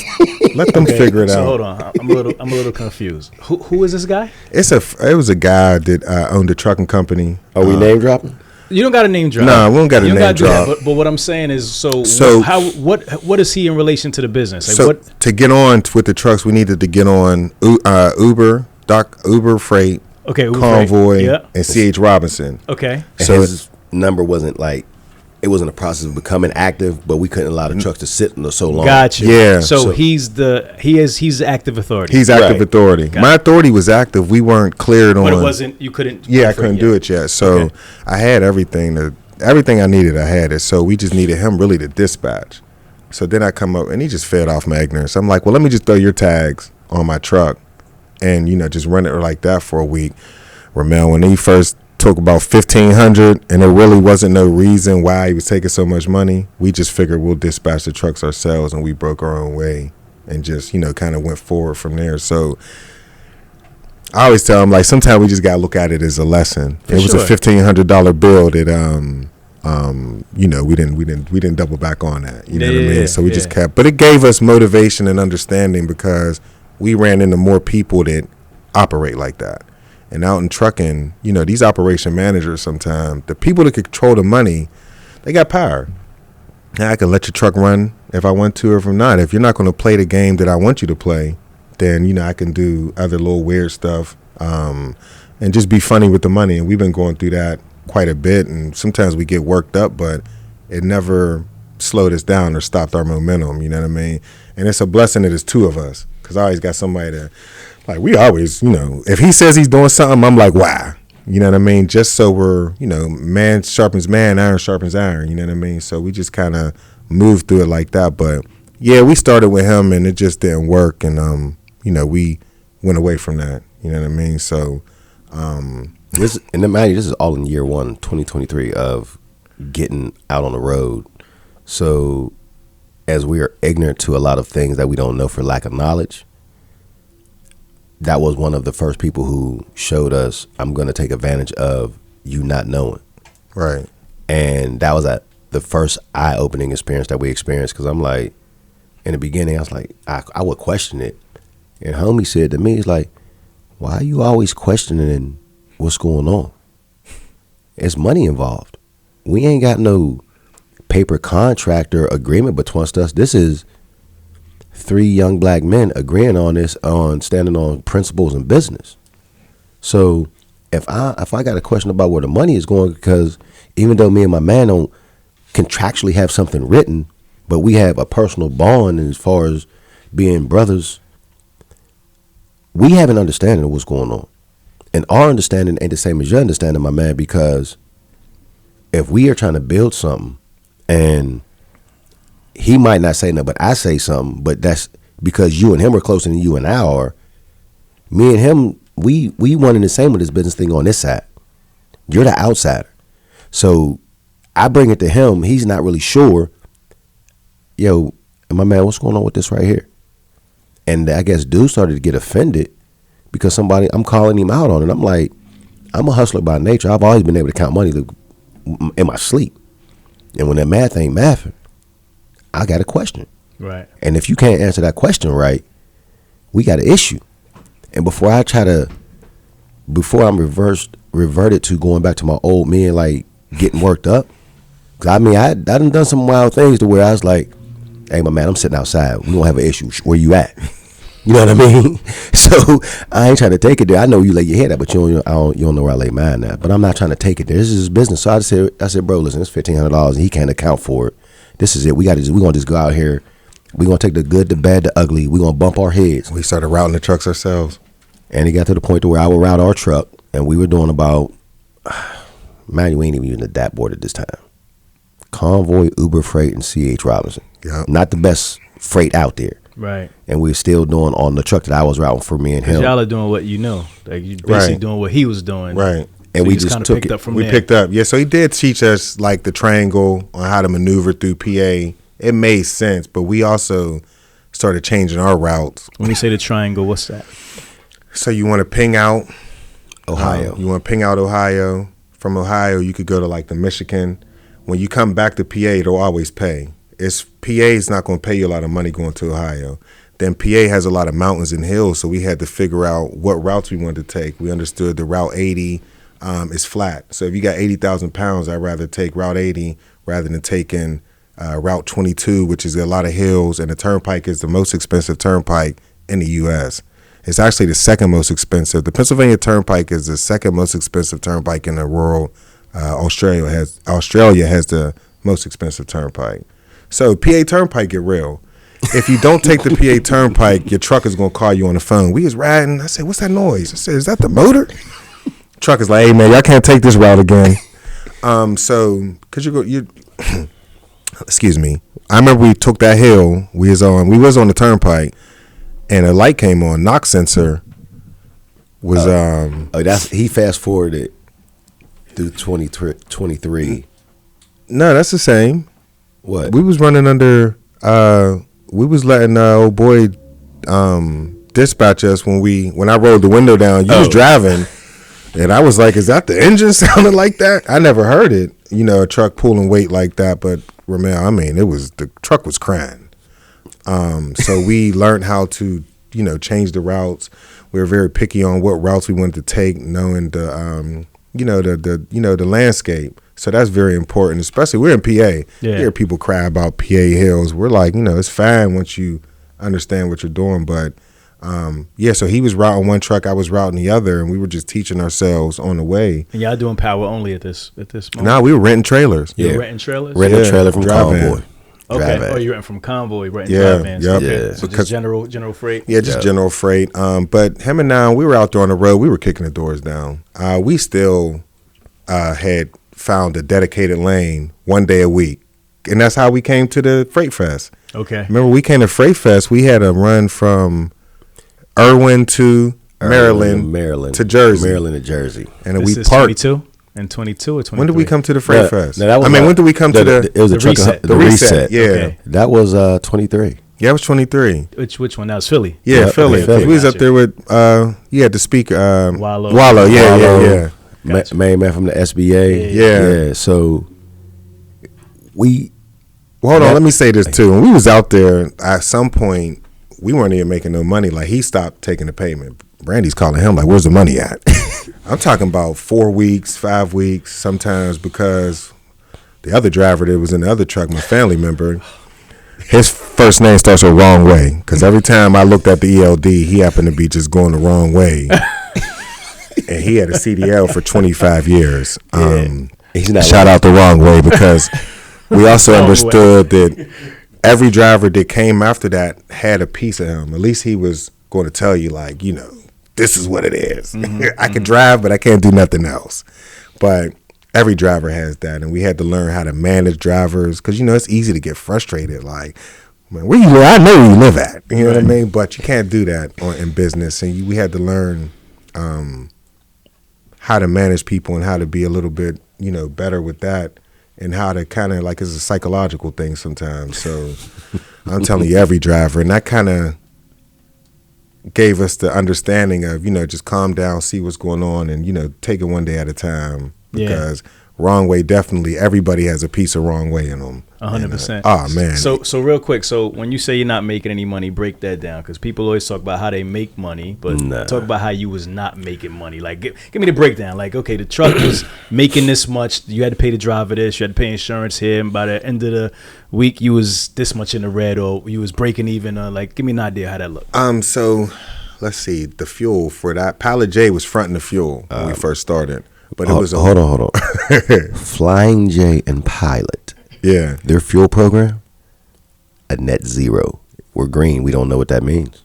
Right. You swipe on Monday, they want their money. Monday. Well, it was net one, I think. It was okay, so net one. So you swipe on Monday, they want their money Tuesday, Wednesday. Yeah. So we're like, hold on. They want their money Wednesday. We ain't even made enough money to pay back. And man, there's 2 trucks running. It got real. And then you got the guy, he's supposed to give us the money for factoring, but he's trying to pay me like I'm an employee. Right. So the money's just, I can't. So he was factoring the load for you. Yeah. And then was he taking an additional? He was charging a percentage for factoring. Yes, Right. he was. He was factoring, and the factoring company got to get their piece. Right. And he's taking another piece. Right. For him factoring. Right. This is why we broke away, because you're charging for dispatching, factoring, like 2% for dispatching, 3% for factoring, back office fee another 4%. I'm like, and then when he's writing a check, and I'm like, I need the money now. but how are you factoring? You're getting your money, but we got to wait. Right. So we're in the red. Right. You know what I mean? Quick. All the way in the red. Especially with the fuel. I mean, the payments can't come out. The bank started living with me.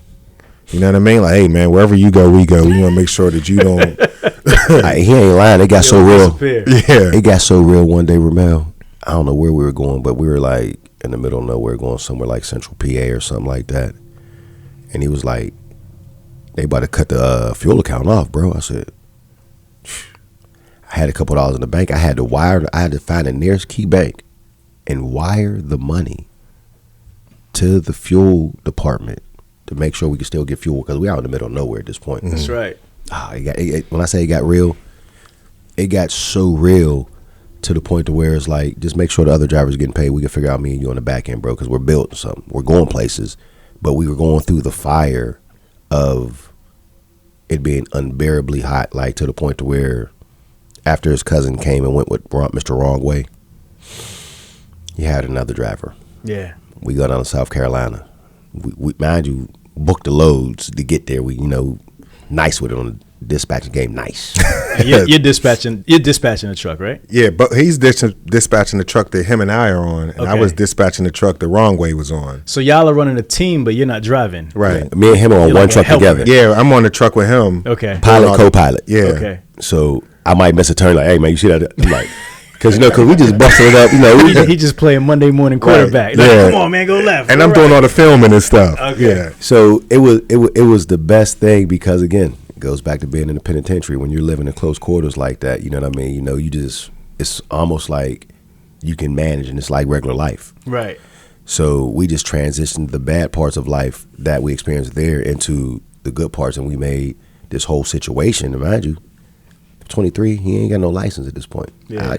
So I'm teaching him how it is out on the road. The truck stops to shower. Real quick, what was, because I think that's probably was an important decision that you made to go out on the road with him, because you didn't have to. No, he did. Right. Yeah, that was part of the problem. I was gonna say. It wasn't. I was gonna say, because it could have felt like, yo, I'm out here doing all the work, and you, even if you working, even right, if you dispatching or whatever, handling the finances, it could have felt like to him, like, I'm out here, right, missing my family, I'm not with my wife, right, and you sitting at home twiddling. That wasn't gonna happen. Yeah. So he was like, yo, part of this day, you got to come with me. Absolutely. I told him like this, regardless of whatever happens after this, I said, you'll never get on a truck. Yeah. And the driver can never tell you X, Y, and Z, because guess what? You've been in the trenches and we went through the fire together. So any driver that tries to tell you X, Y, and Z, they're full of it. Right. I'm going to show you the proper ways of pre-trip, what you look for, what you don't look for, what you do, what you don't do. Because these are all the things I just learned from trial and error. So me learning all these things, reading all these things from previous jobs, and actually having to go through multiple safety resets and stand downs because somebody did something, and safety is just like become a big thing. And I'm like, I live off of safety. So if these drivers, whoever we bring on, if they ain't gonna do it, like he made a name for it, the KG way. If they're not doing it that way, then they can't work here. And that's what we stand on to this current day, whether it's my driver or his driver. If you can't do it the way that we want it done, it's a process, then maybe this ain't for you. Right. So that was one of my stipulations. Like, yeah, bro, all right, we're going to do this. My wife gave me the blessing, but listen here, you're going to come up this road right here with me. He's like, what you mean? I said, you're going to learn today. It's real out here. And I lie to you not. I mean, from pre-trips to we wake up flat tires, just mechanical issues. Like, so I learned all of this stuff every time from a pre-trip. There's a light out. There's this and wrong. So, you know, because drivers just like to get in the truck and turn the key and go. They don't want to look at nothing. I was in it yesterday. I don't mean anything. So, like how detailed he was about taking care of other people's equipment, I knew that he was the best. And, you know, we're trying to build something. So this isn't no small fry. So I'm thinking this man knows too much because I'm like trying to plead. Like I'm trying to argue with him. Like, no, you got to help me do this. So we definitely made it. That's. No, so we can go through 23 some more if you like. Go ahead. So. Oh, with Demetrius. Yeah, so next driver Demetrius after his. So y'all got 2 trucks now on the road. Y'all on one, and you have another driver on. Now, wrong way O'Neal, we had to get rid of him. Okay. Then we go to South Carolina. No. Don't. Why we got rid of wrong way O'Neal because one day we're up St. Clair, Michigan. Go ahead. Yeah, I'm gonna spill the beans. Yeah, go ahead. We're up St. Clair, Michigan. I don't know what happened, but he missed the load that he was supposed to pick up. God happened. Yeah. That's exactly what God happened. And this is no joke because there's a load that he missed that was supposed to get him to St. Clair, Michigan, where we were already at.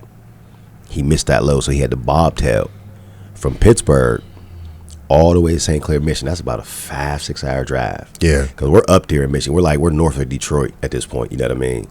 So he bobtails all the way up there. Me and him are talking to him. We're standing right there on Lake Ontario, whatever lake that is up there, right there off it, around Detroit or whatever. We're talking to him.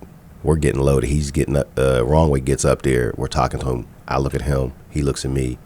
I look at wrong way. We're like in this vicinity right here. You could smell some odor coming off of him. You just had a long night last night. And so now up in Michigan, they're saying, well, this load ain't ready until next week. Well, from Michigan, we had to go to Front Royal, Virginia. Yeah. And it rained the whole time.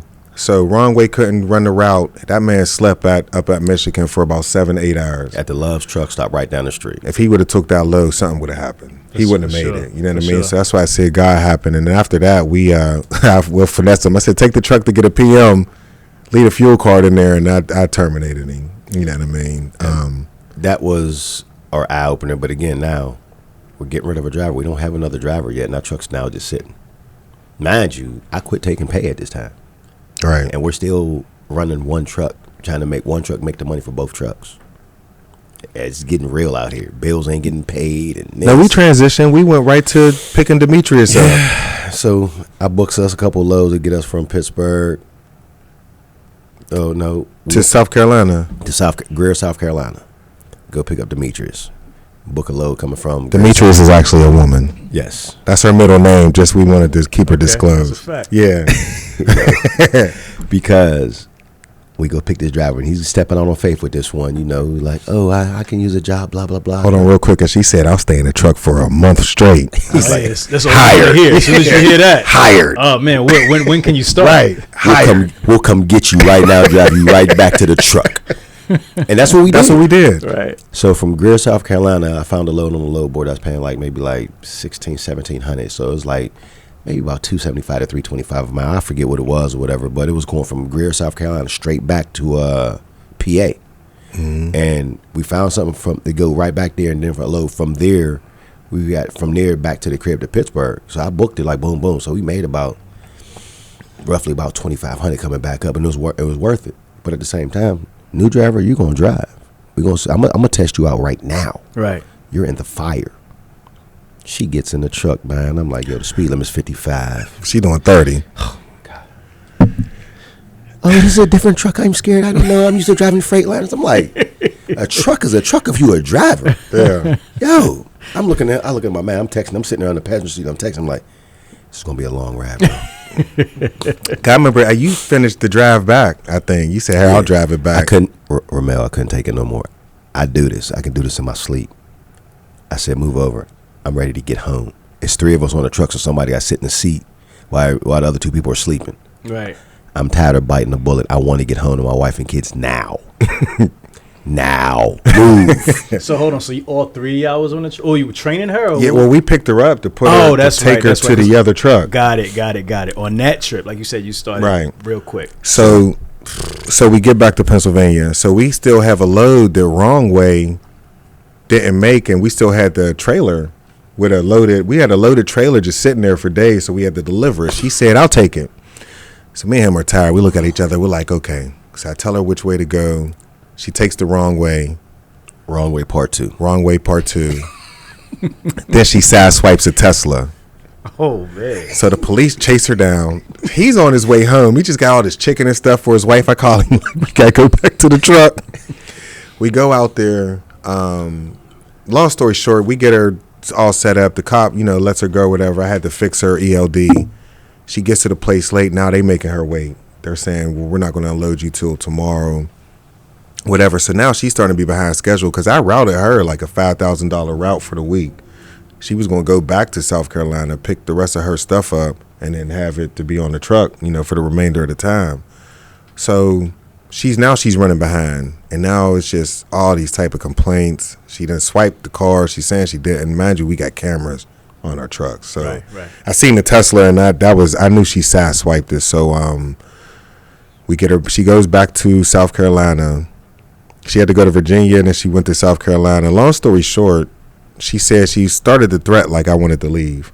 So I'm like, well, if you're going to leave, don't take the load. Then she's like, I'm gonna do it.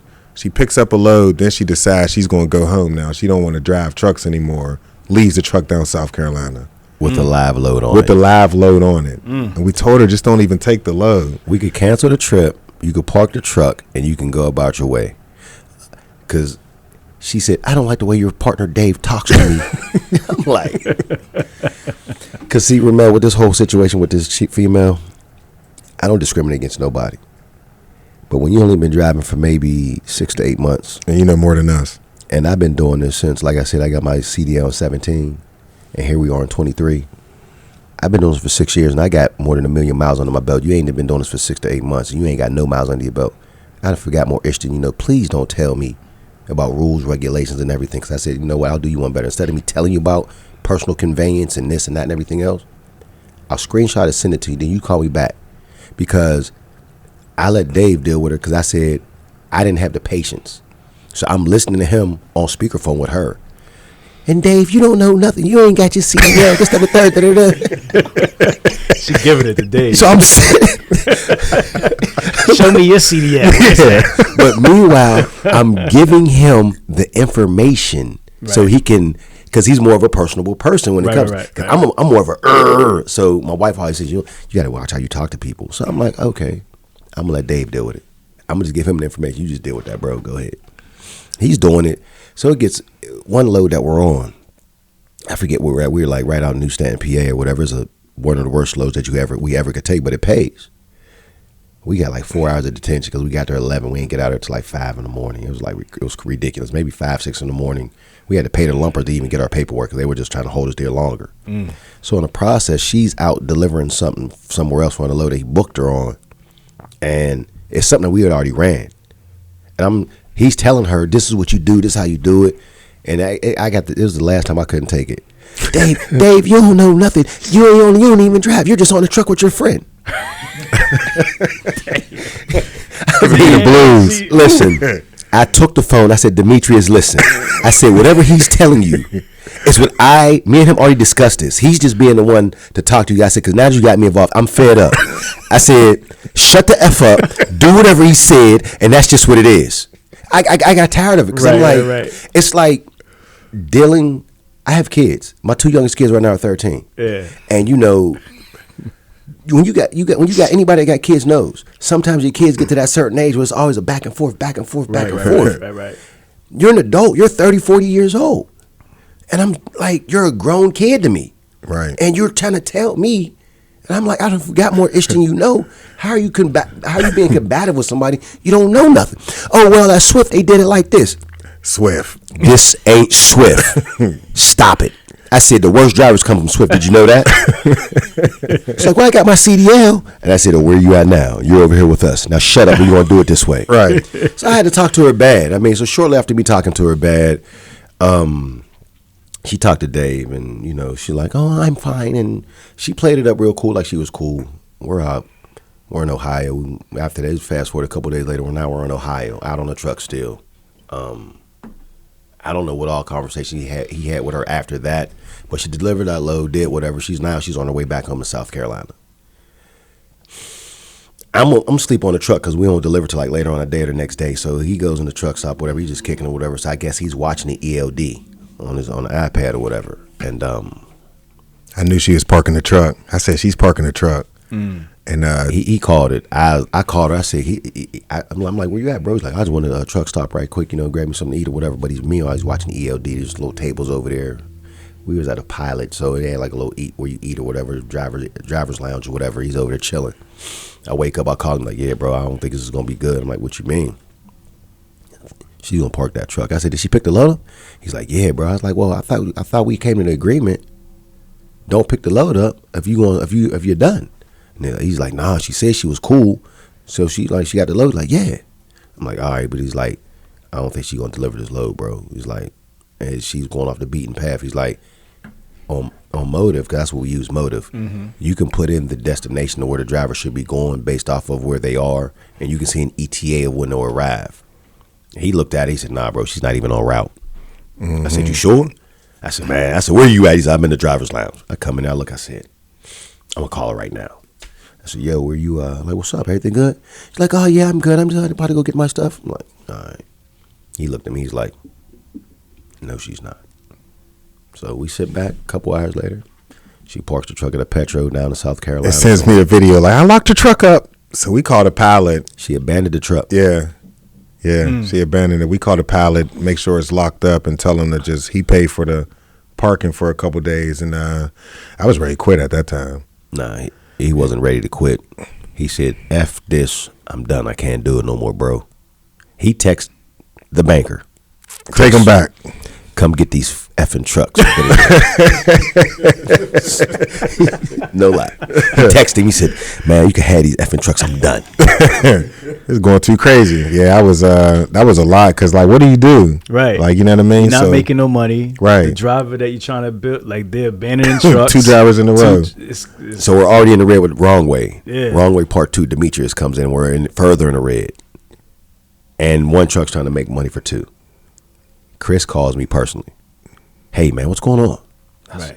This is right after the text. Yeah, because at this time he's in the driver's lounge. I'm back on the truck. I grabbed the beer at the driver's lounge. I grabbed the Steel Reserve. I was so pissed. I was like, I need anything cheap. Beer. I need something strong. I'm like, could I drink this beer? They're like, sure. Nobody drinks the beer. I'm like, I ain't driving. I mean, oh man. So how much money is in the business account at this point? Nothing. Zero. Yeah. We're man, so far in the red. Negative. Maybe negative 50,000. Yeah. Maybe more than that. Who knows? You just owe money at this point. Yeah. It's like the one truck that we're running is trying to hold everything up. And by the grace of God, man, that one truck, and we just holding it together. And just that day when I had that conversation with Chris, and I said, Chris, listen, I ain't gonna let this fail. I said, I pushed all my chips to the middle of the table. I'm all in. Yeah. That's when he is like, I'm all in now, because he could see it, just the pain in my, you know what I mean, and what's going on. What'd that mean? But I'm all in. I mean, you already were all in. No, I'm all the way in, because at this point right now, I ain't got nothing to go back to. This is my business just like it is his, even though these are his trucks, because I invested everything I have. I put my household on the line, everything that me and my wife got going on. I've never failed at nothing I put my hands to. I either learn or I'll prosper. Now we learned a whole lot going through this whole thing and dealing with drivers. So I just said, I went in there, I said, bro, I sat down while he's drinking his beer. I said, listen, bro, we gonna make it through this. He's like, what you mean? I said, don't worry about it. He goes on Facebook for some Facebook group he found or whatever. And the driver that he came across just quit his job or something like that or whatever. And that same day the old girl abandoned the truck, he found somebody that day that was willing to go and recover the truck. He flew him down there. Well, he paid for his flight to get down there. Listen here. I said, when is he available? He said, he's available tomorrow. I said, cool. Tell him to send you a picture of his license. We're gonna talk to him. We vetted him real quick. Boom. Younger dude, early 30s. I said, listen, man. I said, send me a picture of your license. I'm gonna book you an Uber tomorrow, Pittsburgh International Airport. You can fly from there to South Carolina, recover the truck. When you get back, you will get paid. I had a couple dollars in the bank at the time, you know what I'm saying? So I was still like helping off with everything that was going on. But he didn't really want me to keep putting money into this situation. But I'm like, bro, I'm all in at this point. Like, this is us. Right. Even though this is your truck, this is us. I said, I mean, I'm giving my blood, sweat, and tears for this because I'm gonna die about this because I'm like, I believe in this, and I just never let the faith go. I know that we could do this because I'm like, you're a hustler, I'm a hustler. We didn't make money the wrong way. I know we could make money the right way because we've been seeing glimpses of what it could be. Mm-hmm. Flew that dude down there. He brought that truck back. Homie stayed with us up until just a couple months ago. Yeah. Mm. Yeah. He was a good driver, a good Facebook. individual. Yeah. That was nothing but God though. The way he came by, I don't know. He was, he was a breath of fresh air. I got the ELD, and you didn't have to tell him nothing. Yeah. Just with time to be there. He didn't want to go home. It was definitely a blessing, but it was also, you got to keep going. Like him saying we're not going to quit. So I got on Facebook, you know what I mean, just to try to keep pushing. And if you build it, they'll come. Yeah, you know what I mean. So you just got to keep digging. So I had to pull him up. That's one of those times when you got to have that iron that excuse me, that iron sharpens iron. That brother right there. I had to pull him up. Like, listen, bro, pull yourself together. Finish that beer. We're gonna be all right. He's like, nah, man. So I said, nah, we're gonna be all right. We ain't speaking no negative vibes, no negative rhetoric.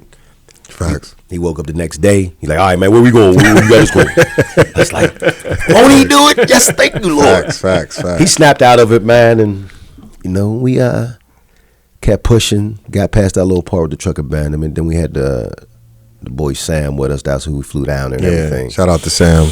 And we made it through those next couple of months. And that's when we came out to the reset. Mm-hmm. And then in the process of coming out to the reset, hold on, they passed a container around. Oh no! Before we got there, okay, all reset, right. We booked the load off the C.H. Robinson load board, and it was local. It was local. We're like, hold on, we pick it up in Irwin, right down the street from where the truck was parked at. He goes and politics the dude, and he's like, hey man, I'm in the truck just minding my business. I might have been talking to my wife or whatever. My man's over there, like, so he goes and comes out like, hey bro, this is right down the street, and they do this every Thursday. I said, for real? Because this is what we do everywhere we were going the whole time we're out on the road. Mm-hmm. and this whole journey, our whole goal was find a dedicated shipper because everybody got our hands in our pocket. We're not making the money we should be making. My cousin kept telling me, shout out to my cousin Flex, man, again, because he kept telling me, because like his girl's a dispatcher. He's like, cuz I'm telling you, the money that y'all making, man, y'all got to get on this DAT board. You got to get on this DAT board. I'm like, the DAT board? I'm not paying to get the freight. I look like paying somebody to show me what I'm like. We using Uber Freight, Convoy, and C.H. Robinson. This is free. If it's for free, right. It is for me. Right. And we agreed upon it. Like, right. Man, we ain't paying for no DAT board, man. My cousin kept telling me, like, cuz I'm telling you, the DAT board got better freight. Just pay for it. I said, my wife would say, he's hard-headed. You can't tell him nothing. Right. He don't know when to shut up sometimes. And he says the same thing. He's like, sometimes you gotta shut up. I mean, so he went in there and politicked this dude over in Irwin. We found out that this was like gonna be a dedicated lane. He said every time, he said, well, I'll call you and let you know when we're gonna put it on the load board. And you guys can just go on the load board and get it every Thursday. And he said, if you guys do a good enough job, we'll just quit putting it on there. We'll just give it to you straight out. Mm-hmm. But we had been why? Because we were local, they were local, and I mean, we when you present yourself to people the right way, and you know how to carry yourself, and you know how to carry a decent conversation with individuals, people will be up more often than times than I would give you a chance. Mm-hmm. And any and every opportunity we got, we never dropped the ball on it. I mean, you just see two young black guys with some trucks, you like, but the opportunity presented itself, and we were prepared. Yeah. And this was Irwin, PA. Irwin, PA, man. All right. So, and where'd you find this guy? This was on the DAT board or on the C.H. Robinson board? Okay. Yeah. So you still didn't go to the DAT board yet. You still were against that. We're not against it now, but we still have to use at it. this time. Right. At this time. In the middle of 23, we couldn't afford to pay for it. Right. Can't afford it. I think I had too much pride and soda. He would say, we can't afford it right now. Right. All right, so you get this opportunity in Irwin, and what's the job? What are he doing? You said containers, right? No, not the containers. Driving. Driving. Mm-hmm. Yeah. And what is he moving? They were making light fixtures. Like the McDonald's sign. Yeah. How it glows. Mm-hmm. They put all that plastic or whatever to make it glow or whatever. They had a business specializing in that. So you're pulling out of Irwin to where? Maryland. Right outside of BWI Airport. Right out of BWI. Right outside of BWI was a 2-stop off. Maryland. Yeah, go ahead. Irwin to Maryland, right outside of BWI. And then the second part of the trip is from right outside of the BWI International Airport or whatever to Jersey. So there's one trip, one day. You get back. Mm-hmm. You could do it in one day, but if you left at the wrong time, you get stuck. Yeah. And so what happened was, I think the day that we were leaving out, the check engine light came on again.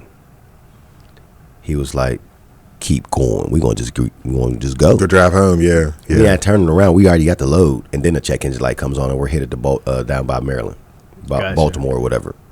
Check engine light comes on halfway through the trip. It's like, man, we can't turn around now, bro.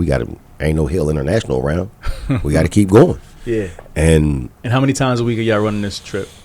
This might have been our second or third time running at this point. So we were building a relationship with these guys. Okay. So they liked what we were doing, and we were like real personable.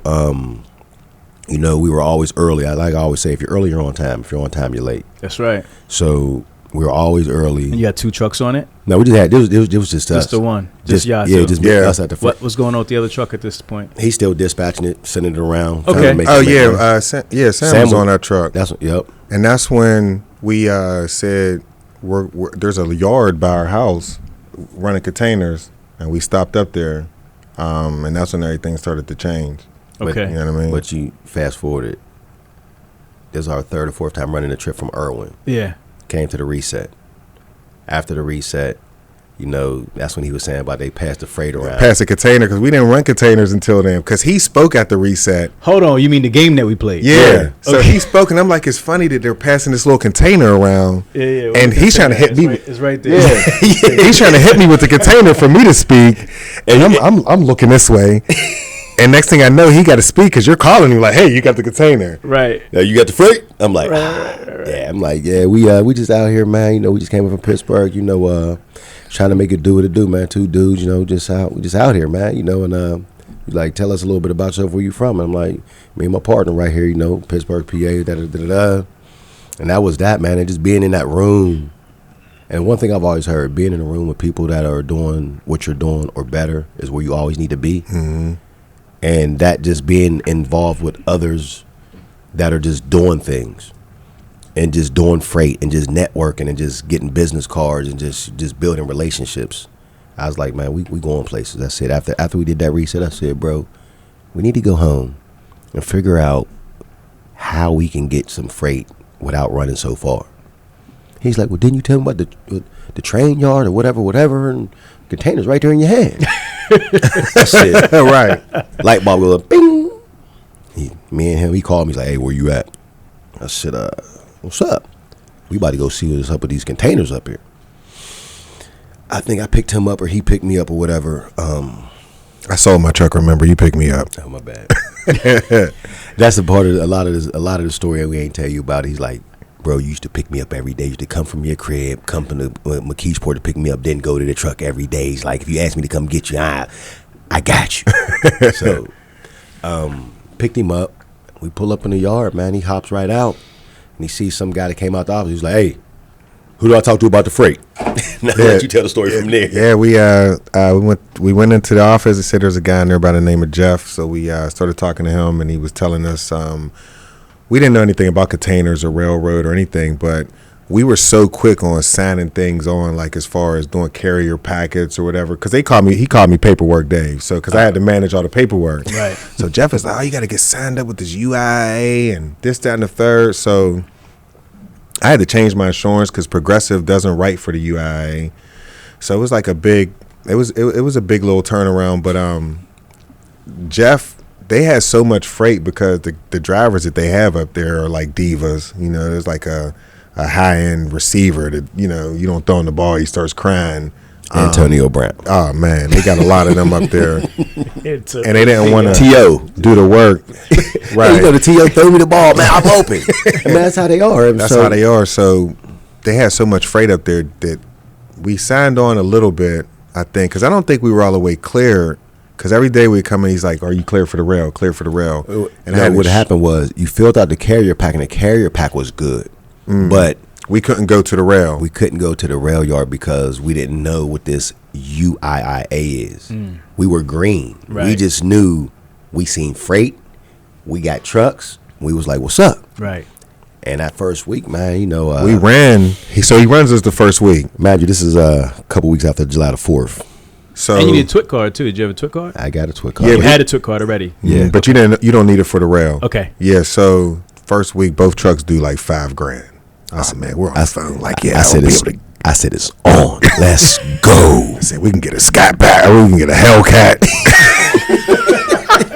We can get a Hellcat now, because I'm telling him, like, bro, there's a lot of money left over. Right.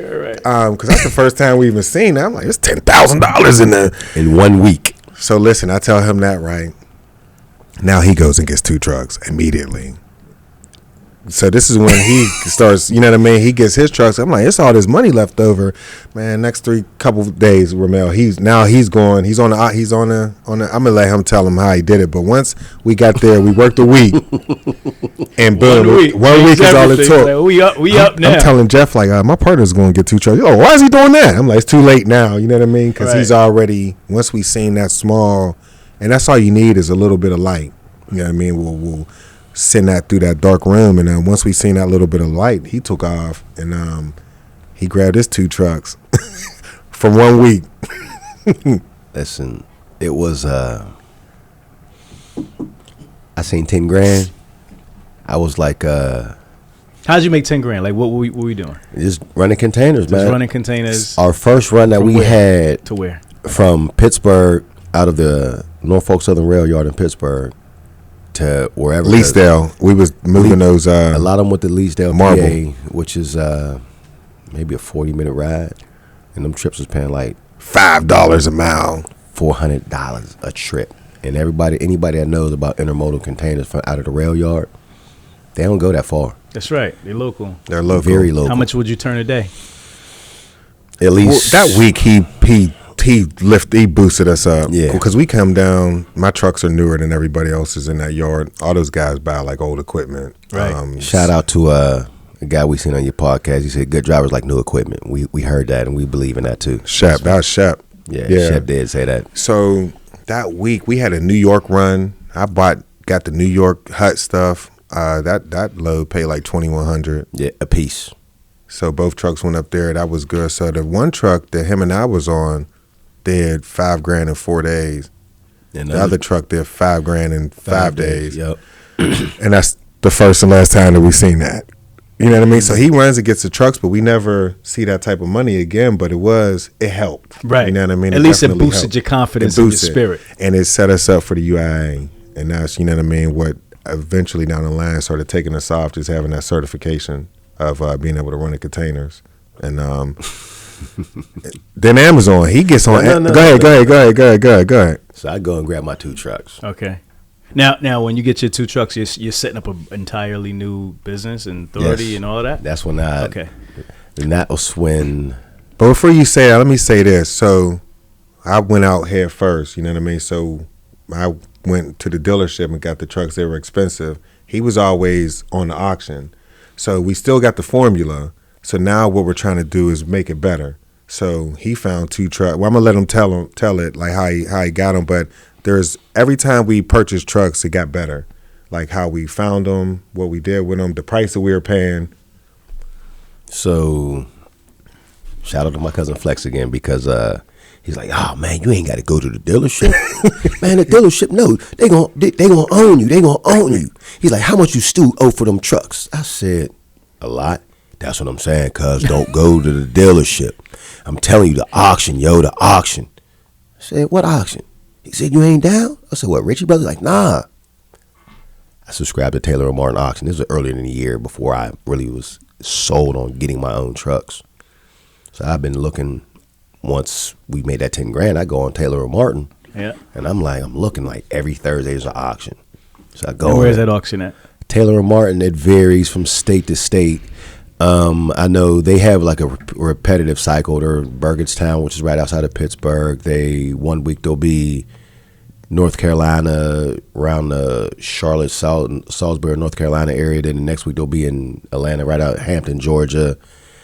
Dallas, Fort Worth, Texas. Then they'll go out to Vegas. They're down to Mississippi. They float around, but every week. But the inventory is listed online. Absolutely.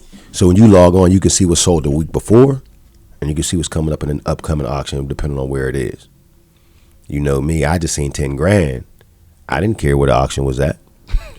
I'm gonna take their word that these trucks is gonna be pretty decent. And I called my cousin. I said, I think it's on. Because I went to the bank at the time. I had pretty decent credit or whatever. Personal loan for some trucks. Boom.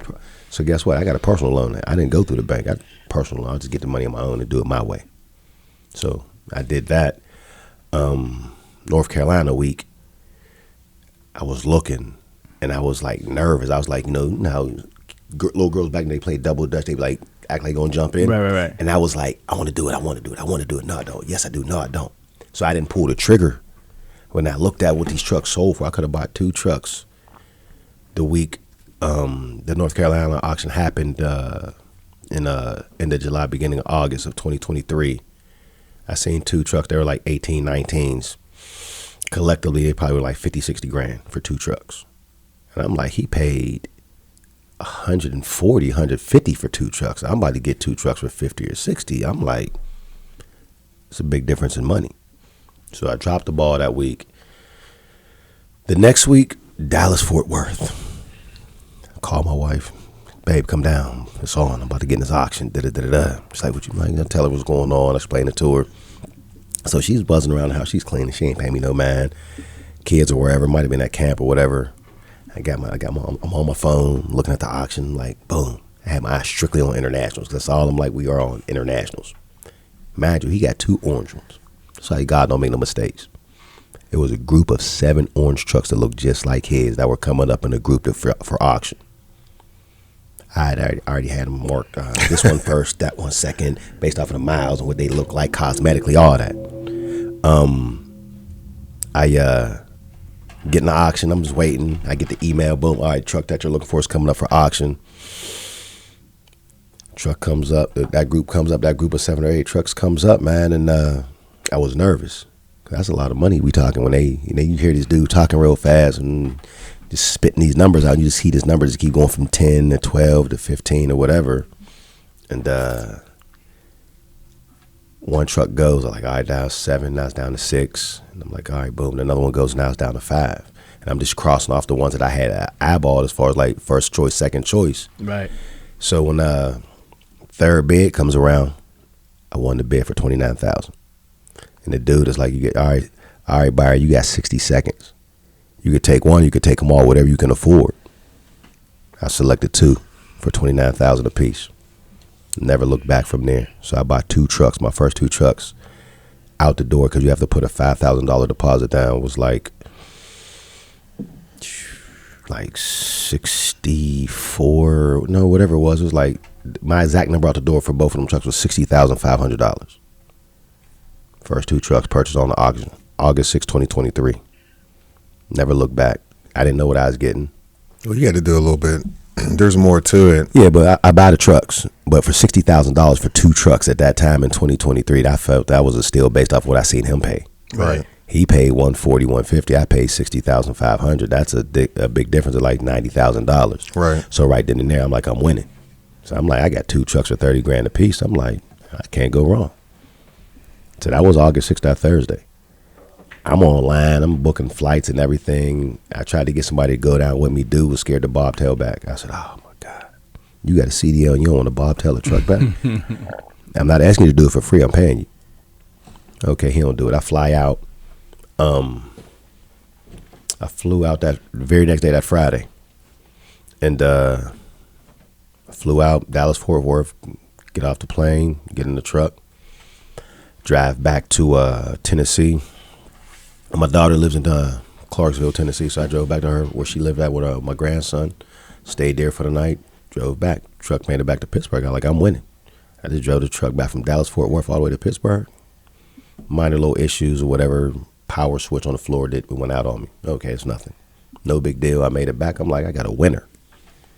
I didn't know underlying what was wrong with the truck. I mean, it was a lot of little stuff that add up to like maybe $8,000 or $9,000 in repairs. But I'm like, okay, I bought it for $30,000. $8,000, $9,000 in repairs. I still only, what am I, 40 right now? Now I need the warranty. He's like, you got to get the warranty, bro. I'm like, it's $10,000 more dollars. So now I'm up to 50 for one truck. But I mind you, I still got to fly out the next week and get the other truck. So I'm like, man, this money's getting real tight. Tight. Fly out the next week, drive the other truck back. I get around my daughter's place, Tennessee, again, right around Clarksville, Tennessee. I'm at a stoplight, pouring down rain. My air dryer goes out on me, so the purge valve was stuck open, so I can't build no air pressure. I'm stuck out of red light with my four-ways on. And I'm like, yo, Lord, are you serious right now? Pouring down rain. I ain't got no rain gear. I just threw some clothes in the bag and everything just to make it back, you know what I mean? Get out the truck after the rain slowed down, climb up under the truck because I got some tools with me. Got the purge valve unstuck or whatever, climbed up under the truck, did that, boom, got the air pressure to build back up. I get to my daughter's house, I'm in trouble. I ain't gonna make it back home is what I'm thinking to myself. Prayed about it, woke up the next day, truck started up, air pressure built up, boom, drives back, make it back fine, boom, no issues. That truck only needed $1,500, maybe $2,000 in repairs. I was like, I'm winning now. That's only 32,000. Put the warranty on that's another 42,000. So I'm like, all right, well, everything's sitting out the door. 2 trucks, repairs, warranty, about 100K. But now I got 2 trucks, but I ain't got 2 drivers. He got drivers, but at this time it was just like, he had Sam in one truck, and I think he went and found, I forget who the other driver was at the time. Eugene. Okay, yeah. Eugene. So he had 2 drivers, 2 trucks.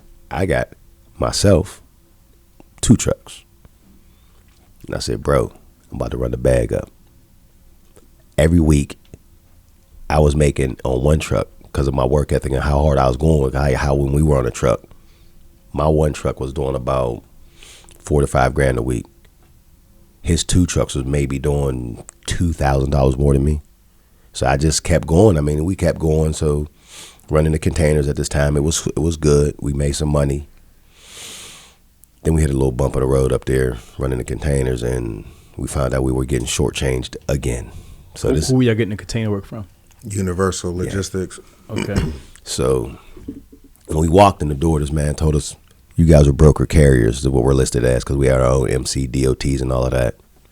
Y'all get 80% of the line haul. We're winning. A couple months into running containers at Universal, terminal manager goes out of town. 2 young guys in the office. He said, he sent me this picture. I'm looking at the computer over there, and he see me. I'm looking at them numbers, and I'm like, the math ain't mathing, bro. He's like, what you mean? Because he would come up and check on his drivers, every morning and periodically throughout the day. So I'm in the trenches 24/7. So I'm monitoring his drivers and trucks, and I'm monitoring what I got going on. So I'm still in the trenches overseeing all of the whole operation, even though he's no longer on the truck with his drivers no more. But I'm still letting him know this is what's going on. If I see his drivers doing wrong, I'm still hands on. Right. Because I don't have drivers yet. I'm just still trying to run it up, trying to make some of my money back. Because at this current moment, mind you, like we said before, I stopped getting money. I stopped making money, stopped getting paid. It was just maintaining his 2 trucks and maintaining what we started out to do. So at this point, I'm still in the red financially, you know what I'm saying? But I'm not. I'm like, we got to understand it. Bro, we going to get that. We going to get it together, bro. We going to figure it out. He's like, man, I'm telling you, soon as we figure it out with this right here, bro, this container game is going to blow us up. I got that bread for you. Don't worry about it. It's coming. I don't doubt you. It was about 4,500. 4,500. It's a lot of money for somebody. to hold somebody. Listen, when you come from the working world and 4,500, that's what some people make in a month. You know what I mean? So it just got to the point where I ain't going to worry about it. We want to just keep pressing. We want to make the money back. Terminal manager goes out of town. Young boys in the office. I'm all up on the computer. One of the guys that at least on the Universal is running a trip that I ran just a couple of days ago, and he's getting this. I'm looking at that rate. I'm like, I go to young boy. I said, hey man. I said, what's his line haul percentage? He tells me what it is, 70%. I'm saying, well, how is it that I got paid the same thing he did? He's like, well, you got to take that up with Jeff. I said, all right. I called him. I said, me and him were on the phone. I said, we got an issue, bro. Homie's playing with the money like homie was in the very beginning of our situation. So you're supposed to be getting 80%, right? And giving us 70. And they giving you 70. That's a big difference. Yeah, it was sure. like $10,000, $10,000 to $15,000 when we look back. So that was an issue, and we said to ourselves, here we are again. This ain't a person that looks like you and I. This ain't a person that you know or I know. But it's the same thing that we experienced when we first stepped out doing this trucking stuff. And that's when he was like, we came to this mutual understanding that everybody that we deal with and are going to deal with, they're not going to be upfront about the business. Mm-hmm. So we have to cover our butts on what we're doing, and we need to see everything in black and white, because that's when he took it upon himself and read over Universal's whole carrier pack. And that's when he put me on game, that in that Universal's carrier pack, there's a lot of gray areas as far as Raycons and numbers. And then we ended up calling like transparency. Oh, it's very vague. Very vague. But again, we're just so in the red, and we just see some freight and we just feel that we can make some money, that we just been like going and just trying to find our way. And we thinking like, all right, this is it. We're home every day. We're making decent money. But then we come and find out we getting how people be saying Puffy was raping people back in the day. Take that.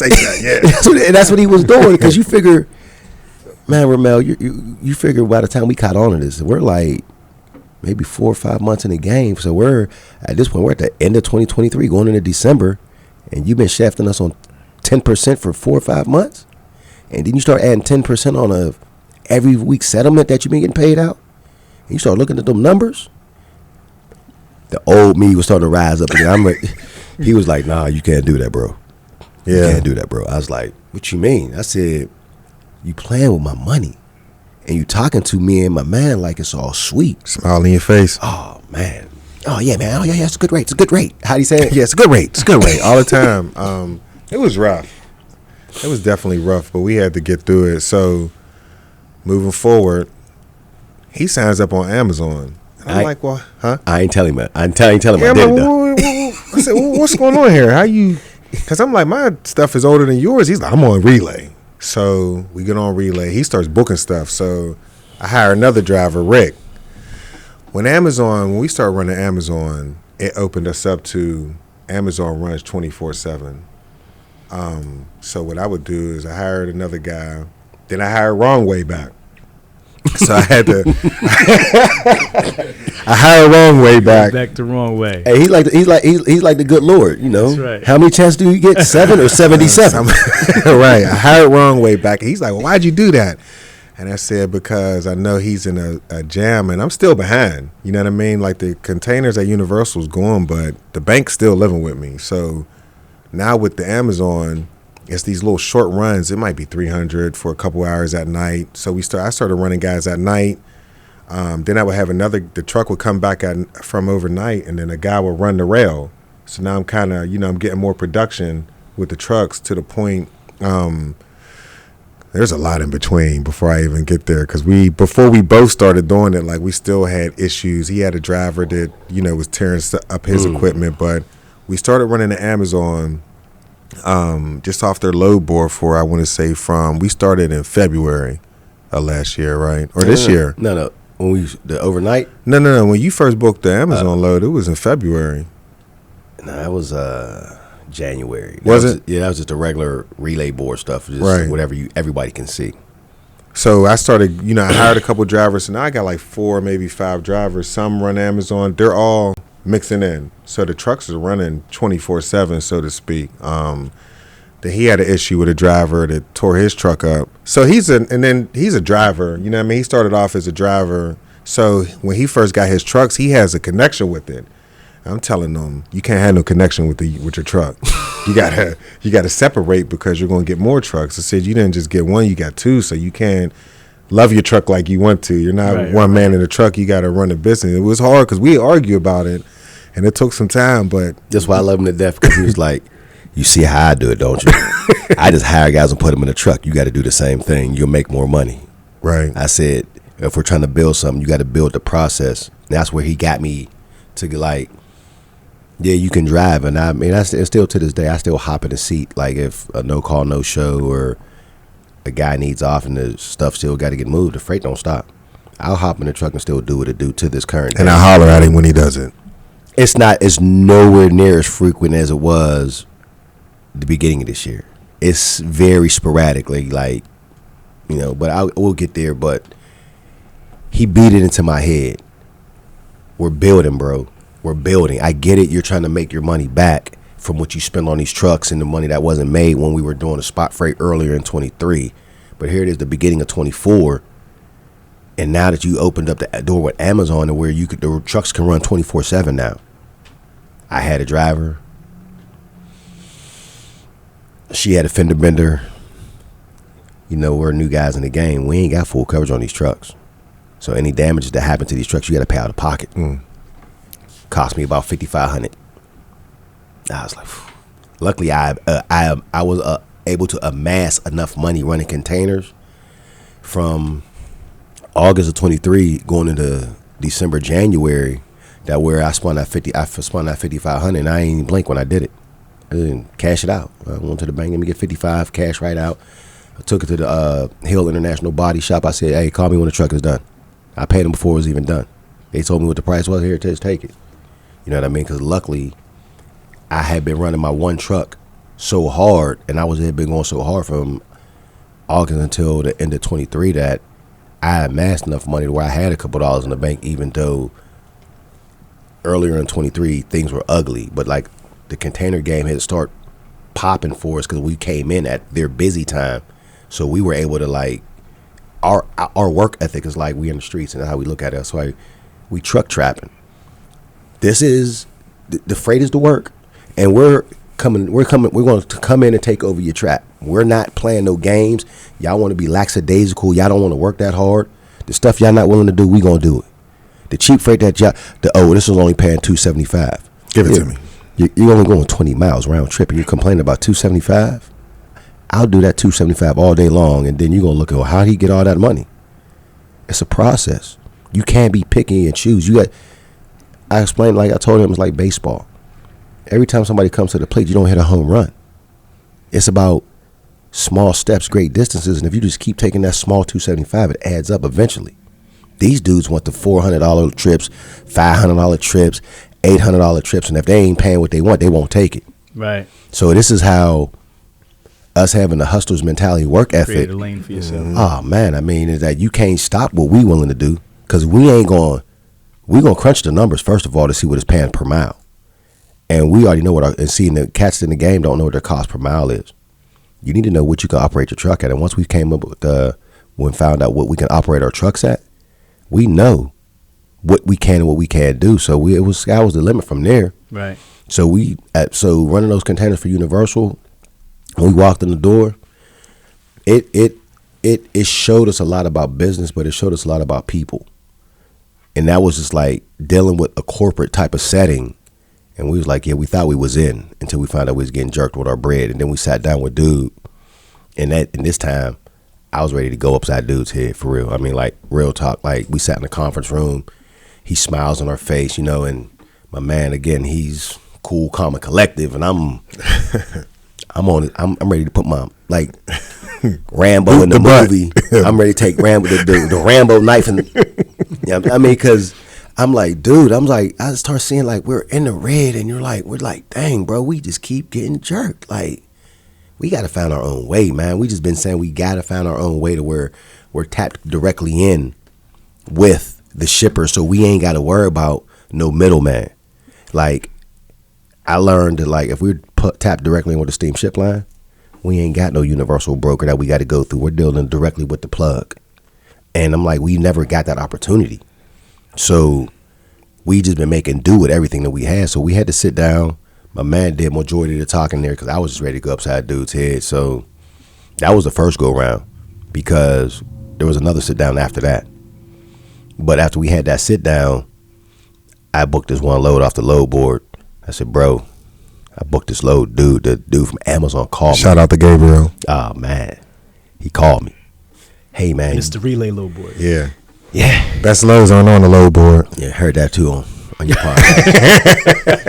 Hey, like I said, we took a lot of gems, and everybody got their own secret sauce. But fact check everything that I hear. That's right. So do some reading, research, and it's the truth. Best loads ain't on the load board.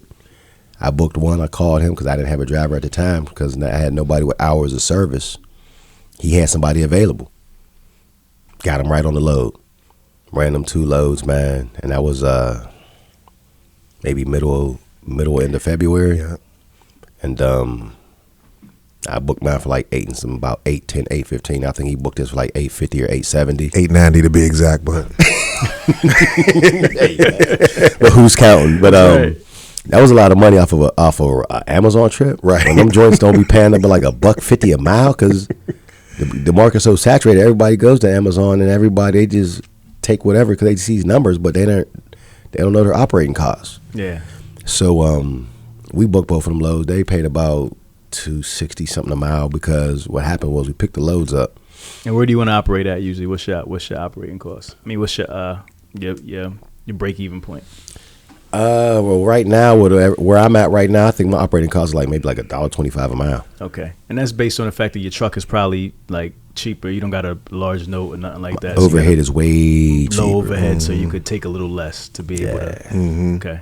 So due to the fact that I was like $260 a mile or whatever it was for that one trip, I was like, I'm winning. Right. I'm like, everything after $1.25 is a profit. Like, let's go. Gotcha. So booked that, man, and dude reached out to us personally via email. How often can you guys run this? This is a new lane that we got, and we don't have anybody to do it because, again, like he said, being tapped in with Universal when we first started with the UIIA opened us up to a whole nother world that we was so green and knew nothing about. Dude was like, we got these loads, but guys can't get into the rail yard. You guys did something that couldn't nobody do. We had this load for like days. They can get to the third-party shipper, but they couldn't get the load delivered to the rail yard. It was just a lot of moving pieces that somebody who just booked it off the relay board wouldn't understand. That once we did what we did and we just showed our work, it was like the teacher in class, oh man, we showed our work, showed what we can do. And it's been up since there, man. I mean, and it took off to the point to where February 2024, it increased a little bit. We still were up Universal. It was still a little hit or miss with the Amazon thing because it was still new. Then we had to have another sit down with dude at Universal after we had the first one in like December. And this time, he was ready to go upside my man's head, and I had to talk him off the list. And he know. So after that second sit down at Universal, man, we sat down and we had a heart-to-heart conversation between me and him. He said, hey, man, listen, dog, I believe this Amazon's about to take off, man. We don't really need dude like that. He don't want to do us right with our money. We're going to pull our trucks. I said, bro, I mean, I really ain't in no position to do that. He's like, nah, let's pull our trucks and let's just stand on business, and we ain't going to just keep taking this behavior no more. I was like, all right, word, I'm with you. Let's do it. I mean, he convinced me to do it. I mean, because he's like, bro, it's like, man, we got this Amazon right here. It ain't that bad, but it ain't that great. But if we, again, being able to maneuver off of Uber Freight, C.H. Robinson, and Convoy, we just maneuver the same way just on the Amazon relay board. And that's what we did. And it started getting busy. It got to start getting so busy that we were leaving loads behind. So he has 2 trucks, I have 2. Amazon's coming on like we got 30 loads. So we're like, oh my God, we're trying to hire all these people, to the point I think his wife, it was her birthday. He went out of town. So we're busy now. I'm always hiring the old drivers back. You know what I mean? So the driver that tore his truck up, I calls her on the phone because I know she know how to run Amazon. Demetrius? No. This is another lady. We ain't gonna name drop that one. Yeah. Okay. Cost me $5,500. You don't get no name drop. I still want my money too. So I hire her back. She takes off because Brandy's like, well, what is Stu doing? I'm just like, well, he's gone and we need to meet the demand that Amazon is asking for, because now, so then we created the system, because we're running the times. Amazon is saying like, hey, we got so to the point where the guy that we talked to that first called us, he said you guys got to talk to the lead. So now we got to deal with somebody else's, the big boss who's running it. Shout out to Willis. Appreciate you for putting that team together. Because Amazon's fresh with putting their team together for the Smucker's account. That's who he's running for. So it was hard they had to build it from the ground up, and we had to kind of watch and wait while they got all the people to be able to help us when we do all of this, like for billing and everything. So it started getting so busy, so I hired his old driver back. And now we're running around the clock. 2 trucks go out at night. 2 trucks are going back out in the morning. I mean, the drivers were even getting tired. They were making money, but Amazon had such a high demand at the time. I think the month of May was the busiest month we had. I think we both did about, I ain't going to say much. We did some numbers in May. May was the biggest month that we had. Hit him with the little Dirk and May changed the game. Because people, once they see it, they be like, hey, we didn't know y'all was doing that. Ramel, listen. Like I said, we booked this load in February. I'm in Cleveland with my wife. She wanted to go see Drake. Oh, that's what y'all did. Yeah.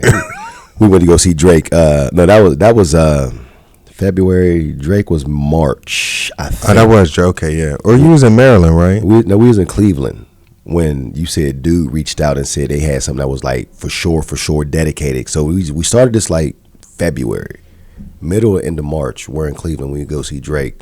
He asked me what to eat. Hey man, this is his email, bro. I'm like, oh, it's on. I said it was on. They wanted all my 2 trucks and his 2 trucks 24/7. So when we said, all right, cool, the end of March and all through April till it came to my wife's birthday at the end of April, I mean, we might have been doing at least 15 trips a piece. So we're doing 30 trips total a week, 25 to 30 a week from the end of March to the end of April. Well, hold on, back up a little bit, because we changed the rate. So yeah. They're like, okay, we took it for the $8.90, and I'm like, we can't take it for that because we need to be compensated for the round trip. You know what I mean? So he was like, all right, I'll pay you $500 a pop. No. He said, what's your number? And I said, all right, hold on, we'll get back to you. Right. Because I'm not going to spew out no numbers. I said, bro, let's sit down. Get the notepad. Yeah. Crunch these numbers. I said, I'm going to find out. I said, let's do round trip mileage. Right. I'm booked because, Amazon's only one way. I said, we're going to book this off a round trip mileage. We're going to give them our number. We're going to shoot our shot. Oh, they typically pay you off only one way. Yeah. Right. Okay. Because nothing with Amazon normally is a round trip thing. There's nothing coming back. No. So I said, this is how we're going to do this. I said, it's 300. Don't say no numbers in just case when people see this. I just said, y'all paying that? What y'all paying? Listen, I just said it's 350 miles round trip. I said we're going to be very well compensated to where it'd be worth our while to even do it for 350 miles round trip. Give or take, the mileage ain't precise. I'm not giving the precise mileage, but you just say 350 round trip. That's picking up in Pittsburgh, taking it to Meadville, dropping it in Cleveland. Bob tell him back. 350 miles roughly. I made sure when I sat down with him, we crunched the numbers. And when we spit the number back out to him, they were like, sure. I said, bro, I think we might have lowballed ourselves. Right. Because they didn't hesitate to say sure. Anytime they say yes too quick. I said, we went back up again, didn't we? Nah. That was the one number. I said, this is what it is. Okay. Well, the lead came on. Miss Willis came back and said, y'all making too much. We're paying y'all too much. I said, this is $1 billion company. I said, you trying to watch boss's money? Right. Let the money go. Right. It ain't yours. You already good. So we was like, all right, well, we ain't gonna run it. Yeah. So they put it on the low board, and me and him both are just watching it. And a day goes by, and they're like, okay, we'll give it to you. And so they're having problems covering it. Right, they have problems covering because it. the UIIA is something that these guys on Amazon ain't well versed in. Right, because they're just doing Amazon. Right. They're ready for Amazon Relay Drive Van. Right. So they're not built for that. And coming to find out that when me and him actually, because he had a clash with the lead that we got passed off to, which is like the account manager. he had an issue with her because I pulled my trucks in and we didn't run that week. I was like, she didn't talk to me, and I knew that I had to make right because I had to understand it's her way, you know what I mean? And we had to just fall in line and trust the process, and it turned out right. Yeah, you know what I mean, we respect our relationship with her. I got on the phone. I said, "Hey, Miss Willis, check it out." I said, "My man, he's a little rough around the edges right now. Listen, we're gonna make this right. Let's talk these numbers. Let's get this ready." And I said, she's like, "Well, your partner." I said, "Listen, I got him. You just tell me it's a go, right? And I'll make sure my man is on deck, and we're gonna have the equipment when we gonna get this done." Yeah. She's like, "You sure? Trust me." And again, bro, listen, I talked to her. I said, "It's on." He said, "Man, you know, she wasn't talking when I wanted to hear. That's why I had to base on her like I did." I said, "Bro, just chill." What was base in text? I wasn't like on the phone with her. When you text somebody in all caps, you know what that means. No doubt. Yeah, right. So I smoothed that over. We got past that a little bit, and it's been up from there. When I say it's been up, Yeah. Collectively. So then you was like, all right, I want another We like truck. numbers on this show, just so you know. All right, well, collectively we're taking you through the timeline of the process. April, it was nice. May, it went up. June, it came down a little bit, but July shot back up.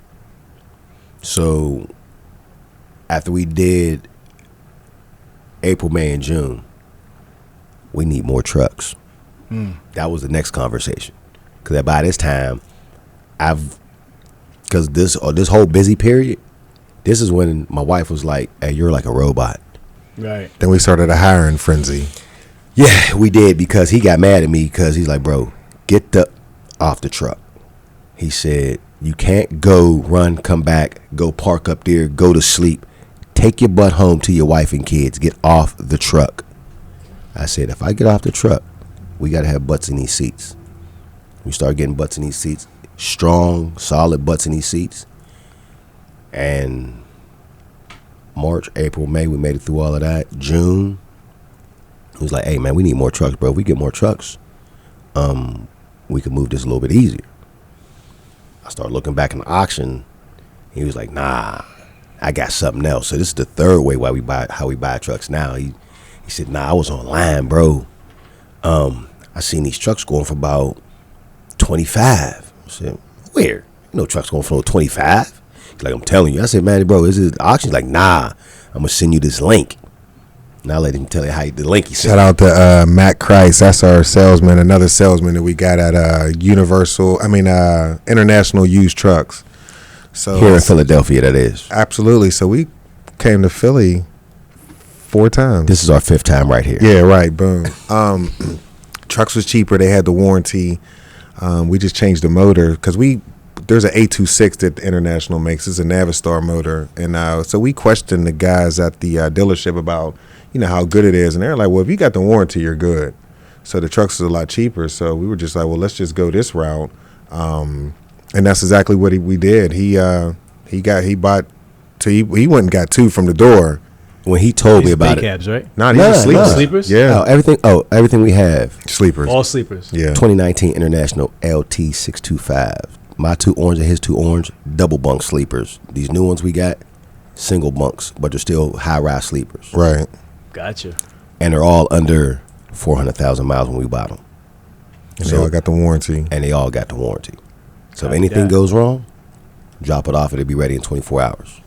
Yeah, the longest, and that's another. Let me rewind real quick, Ramel, because the longest any of our trucks have been in the shop was one of my first trucks that I bought from the auction. Within the first 30 days, the transmission goes out. Normally, that transmission job in your first 30 days of buying a truck to put you out of business. The warranty covered it. When I seen the ticket that the warranty covered $25K, I said, "Thank God for the warranty." My warranty paid for itself in my first 30 days of having those 2 trucks. Wow. That's why. If anybody tells me anything, "Oh man, I would never get that," go get the Navistar no worries warranty when you buy these Internationals. Then you ain't got nothing to worry about, because I have no worries. My driver sent me a text, "Oh, this light is on. I check on my ELD and just drop it off." There's another, I just dropped one of my trucks off 2 weeks ago to go get a DOT and PA inspection. Truck's been sitting there for 4 days. I mean, I'll send somebody to go get it when it's time to move. Truck's good. I mean, you know, if you keep up on the maintenance and all the stuff and take care of your equipment always going to take care of you. That's how we've been able to prosper and continue to keep pressing forward and never miss a beat. Yeah. So when he said new trucks and we went to Philly, he told me about it because I was like kind of sort of in a better position to like go and like pull the trigger because by this time we done bubbled up off of the running that Amazon stuff, man. And y'all pulling Amazon trailers, right? Mm-hmm. Containers. So chassis. Yeah, DCLI chassis and Amazon containers. Yeah, I said the container game changed our lives, man. I mean, you know, even though we had to go through the hardships at Universal, it was all educational and informational at the same time. We learned. So when it's time for us to progress again, because every time we run into the red tape, it's walk down the hall. God got another door for us, and every time we walk down the hall to that new door, Amen. It's always been up. Just like right now, before we came up here, man. The red tape's coming when our dude comes back from vacation. Every time he comes back from vacation, it's some funny business. But every time we walk out the door and we remove our equipment and remove ourselves from the situation, something always good happens for us because we never lose faith and we just keep pressing forward, man. Bought that third. I sent a dude $1,000 to hold a truck for me. A nice grain joint. 2019 is clean. I said, oh, that's the grain machine. I said, yeah. That's why I got the green on right there because we were supposed to get 4 green ones. So I wired dude $1,000 to hold the truck. Then he's looking. He's like, oh, man. He's like, I'm about to get me one, too. I'm like, boy, like, let's go. So he wires the money like a week or two after I wire my money. Mind you, in the same time, I mean, you know, things have been so beautiful. I was able to move my wife and kids out of Pittsburgh, Pennsylvania, what we've been trying to do for some time because that's how good the business has been that I was able to do that in the process and still keep the wheels turning. You understand what I'm saying? So being able to just do all of these things, that's why I'm like persevering through all of this stuff, man. I mean, it's been good. And when I sent my money out, he got his truck before me. But it wasn't the green one, though. It was a big white joint. Yeah. Pretty white, pearl white. I'm like, nice. I was like, all right. Now I'm on the phone with dude like, hey, man, you had my money since June the 1st, man. Where's my truck at, dude? Yeah, I'm like, yo. He's like, oh, it's coming, man, it's coming. And I'm like, all right. I'm like, my man sent his money 2-3 weeks after me, and he got his truck first. But I did tell the sales dude. Yeah, there was. I told the sales dude, I said, listen, I've amassed enough money. I'm going to bring you a cashier's check. I'm cashing you right out on this new one. Because the truck, he said, was like 27 or 28. I said, that's too much. If I buy 2, how much can you sell it to me for now? He was like, I'll get back to you.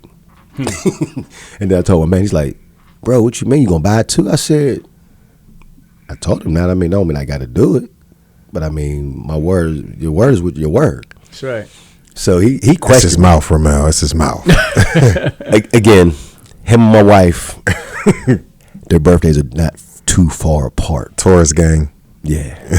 So when I said it to him, he's like, what you buying 2 trucks for? I said it to my wife. She's like, what do you need 2 trucks for? They said the same thing. And I'm like, is this gang up on me time? Questioning. I mean, but again, it's when God gives you a vision, just go with it. That's a fact. Because if you project it out there, I mean, God gave me the vision so everybody can't see it, but just trust me, I got it. So I just said 2 trucks. I said, I on my vision board last year in 2023 in September, after I bought my first 2, I said I wanted 2 more by spring, summer of 2024. Now, I thought it was going to happen earlier in 24, but there it is, the end of 24, you know what I mean, July. We 3/4 through the year, but I mean, they came, though, because I said 2 trucks. But I manifested it the year prior. Right. So I said, boom, I just threw it out there. And that's casual conversation, talking to the sales dude. I said 2 trucks. I talked to him about it. He's like, you sure? I said, I ain't sure, but I believe it could happen. He gets his 3rd truck. Dude still ain't got my truck yet. I fly down to go see the wife and kids in Houston before the 4th of July week. I come back, my truck still ain't ready. I'm getting frustrated now because you didn't have my money for over a month. Oh, my God. Bro, chill. It's coming. Nah, we need these trucks right now. It's still popping. Right. Because the freight ain't stopped with Amazon. It got to the point we just walked away from Universal. Like, well, whatever. Well, not this summer. It got busy. Where? Universal. No. But before we walked back in the door and said, "Hey, we're back," or we can help. No, we didn't need to. Before we went back, he got his third truck. Right. And it's been booming. It was booming to the point of like we needed more trucks. So boom, I finally got my third truck. Guy from Universal reaches out to us. They've been reaching out the whole time. We just leave you on red because we booming over here. We won't need you. That's right. Ball's in your court now. Right. Go where you celebrate it, not where you tolerate it. Right. So he reached out to him first. Because, I mean, when we left, I ain't had no words for dude. I was ready to go upside and see it again after he was ready to go upside it. I was like, I'm done. I just left dude on red, never responded back. So he reached out to Dave first, and Dave was like, I'm going to slide back up there and go check out homie, see what he got going on. Let me know how that work out for you. I'm standing over here with Amazon. I took that extra $5,000. After 2 weeks of that, he was there. You got extra $5,000. All right, so we making this over here plus that. I said, hey man, what's up? He's like, hey man, where you been at? Right. And so I was like, because dude had been reaching out with the same text message. Do you have any power? Absolutely, I got a lot of power over here. I might not have none for you, but Right. He was like, man, listen here, man. I said, I like Friendly's money too. I'm gonna take your money too, and I'm gonna still come and go as I please. But I'm only coming if you give me 80%. So this had that conversation again. This is from the door, and I walked back in. I said, 80%. I'll come back. Oh, sure, I'll give you 80%. But after a couple of weeks, there's what, maybe 2-3 weeks. Because now we're in August now, so they're about to get slow. He slid back up there when he got his third truck. Cause he's like, all right, boom, I needed somewhere else to put it. So when Amazon only needs 2 trucks apiece, because how we do it with that, we split everything that comes through down the middle. 1 week he might get 1 or 2 more. 1 week I might get 1 or 2 more. But it's always collectively, evenly. We just make sure we got that on right. evenly spread. Right. We even have a master lease, so we can kind of run our units because all our drivers are. I'll use his drivers. He uses mine. It's just one big. Even though we're 2 different entities, the drivers will hop in my truck or his truck. So we got to get some paperwork, saying all of that and being legit. So that's how we move.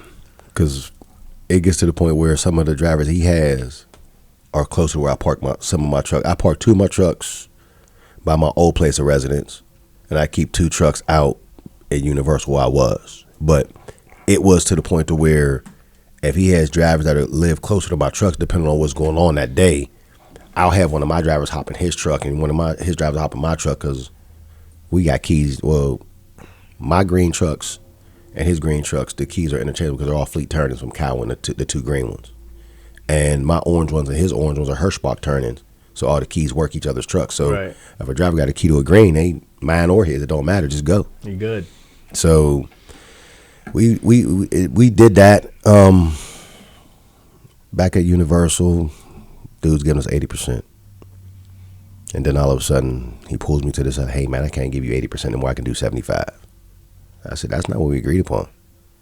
I said, he's like, yeah, man, but corporate's coming down my neck, and I can't afford to give you 80% on every load. I'm like, well, technically, when we came in the door from the beginning in July of 2023, you said we were getting 80. I said, so it's only right for you to keep it at 80. I can't, man. If you can't take 80, then I can't use you guys. Talk to my man. He said, "Would you tell?" When I told you that, what did you say? Yeah, just keep it pushing. Take the 75. You know what I mean? Keep going. Keep going. Yeah, keep going. So now they're trying to go down to 70, and now it's like we have to make a stand. Right. You gotta get firm. Because now we're back in the same ball game that we were. But beginning of this year, we just left the meeting. I'm not going to say. That's why I said we'll probably be back because they're saying they want all our trucks. And so now we got to figure out how we get supply Amazon with power units if and when these things that we just discussed earlier this week go through. Wait, Universal? No. This is Amazon wants. We got to come back on the show and talk about this next move. Okay. Yeah, this is okay. Speaking into existence again. Manifestation. Okay. But next time. We want you to come to where we're going to be at because they're giving us a yard and everything. Yeah. Remember, this is big. Okay. About to turn y'all up. You gonna have to come to the Western PA, man. And about to turn y'all up. Yeah, because I'm gonna just say they said that they have to put PTOs in our trucks to run this next. We can't say too much just in case until it all boils down. But we just left that meeting on Thursday, so we'll wait till next year when Finley gets busy again. Yeah. Like we got 80% or 75 for y'all. I'll return. He feels some type of way. I don't. Because I had to put, when people say it's not personal, it's business. Yeah. You know what I mean? That's why I was hiring back old drivers that Right. damn near drove off the bridge. Why you hiring him? Amazon's calling. All hands on deck. Facts. No but doubt. But like I said, collectively, Ramel say he likes numbers. I like numbers. Oh, so collectively from February to this current moment, we've collectively grossed $500,000. I mean, that's just February to now. Right. I mean, that's not including. That's half the year. What, 4 months? What, March, April, May, June, July, August, like 6 months. Yeah, and that's just not ammo. That's So just y'all on track to do $1 million. That's just Amazon. Yeah. That's not included. I didn't count up the universal money. Now you flexing on me. Amazon hasn't given us time to count. Yeah. We got the same accountant and everything, so we're on track. And that's the thing. I mean, because and that just goes back to how everything that we got going on is intertwined. I mean, I got a financial consultant group that I deal with, right? And then the financial consultant group that I deal with that does my business tax. I mean, me and my wife were giving them our plans and goals and things like that. They recommended this guy. He's like, hey, since you guys got, because me and my wife, we have some property as well. They recommended this guy, and the guy they recommended, he's a business accountant. And I told my man about it. I said, hey, bro, I said, I got it accounted for us now, too. Mm-hmm. Like, all right, so we got the same accountant. You know, we running the same lanes and everything. I mean, it just keep everything. So it makes it easier when it's time to crunch the numbers. I was just over his house a couple of days ago, and he was on the phone with the accountant. And he was, like, going through all these transactions. Like, what was this? And he was like, I think I paid that over to I paid that over to Kamau. He's like, okay, we're gonna put this to the side. This is for Elaine Trucking right here. So we'll just do that. And then now he's setting up something to where he could just pay me directly from his payroll system straight to me without having to write me a check and things like that when we gotta pay each other on certain trips and lanes and stuff like that. So it's all coming full circle, man. I mean, it just going from the penitentiary yard, now we on the truck yard. And he had put up a post on IG, and he was like, I guess he was talking to one of his sons, and he's like stopped on the bridge, and you could see like the wall, SCI Pittsburgh from a distance from the bridge, and he was just talking about it, and like, that's where I met my man, that right there, that 50-foot wall, we was behind that wall, and we was talking about what we was going to do and what we was going to be, and you know, you just don't even know until you don't know until you know. That's right. Yeah. And now here we are. Yeah. And it's funny because when he's coming to get his third truck, our first trip to Philly, I had the phone on the dash. We was just playing around, just talking, you know, whatever. And a little 5-minute clip that I recorded. And I said it like, you know, coming soon to a device near you, you'll see us. Who would have thought that we'd have been sitting here after we did everything that we was doing? He's like, for those who know, if you feel something burning, it's only a desire. Yeah. Hey, I mean, we was just in the car playing around though. But we was just in the car playing around, and you know, and it's like. Everything that we've got, man, we spoke it into existence. We didn't know if it was going to happen when. We just knew it was going to happen. We just, manifestation, man, is real. Because I look at this dude, I'd be like, bro, I'm like, watch what you say. Because now we in a situation where this past meeting, I'm looking at him, scratching my head. I'm like, we need some more trucks. He's like, no, we don't. I said, yeah, we do. Yeah. Let me ask you this, Ramel. Is this one of the interviews where you didn't ask a lot of questions? Because it seemed like we kind of direct. I didn't have to. Man. I was cooking, man. I just was able to sit back and just listen to the story. Right. It's amazing what y'all have done, honestly. Like just the fact that y'all are still together. Right.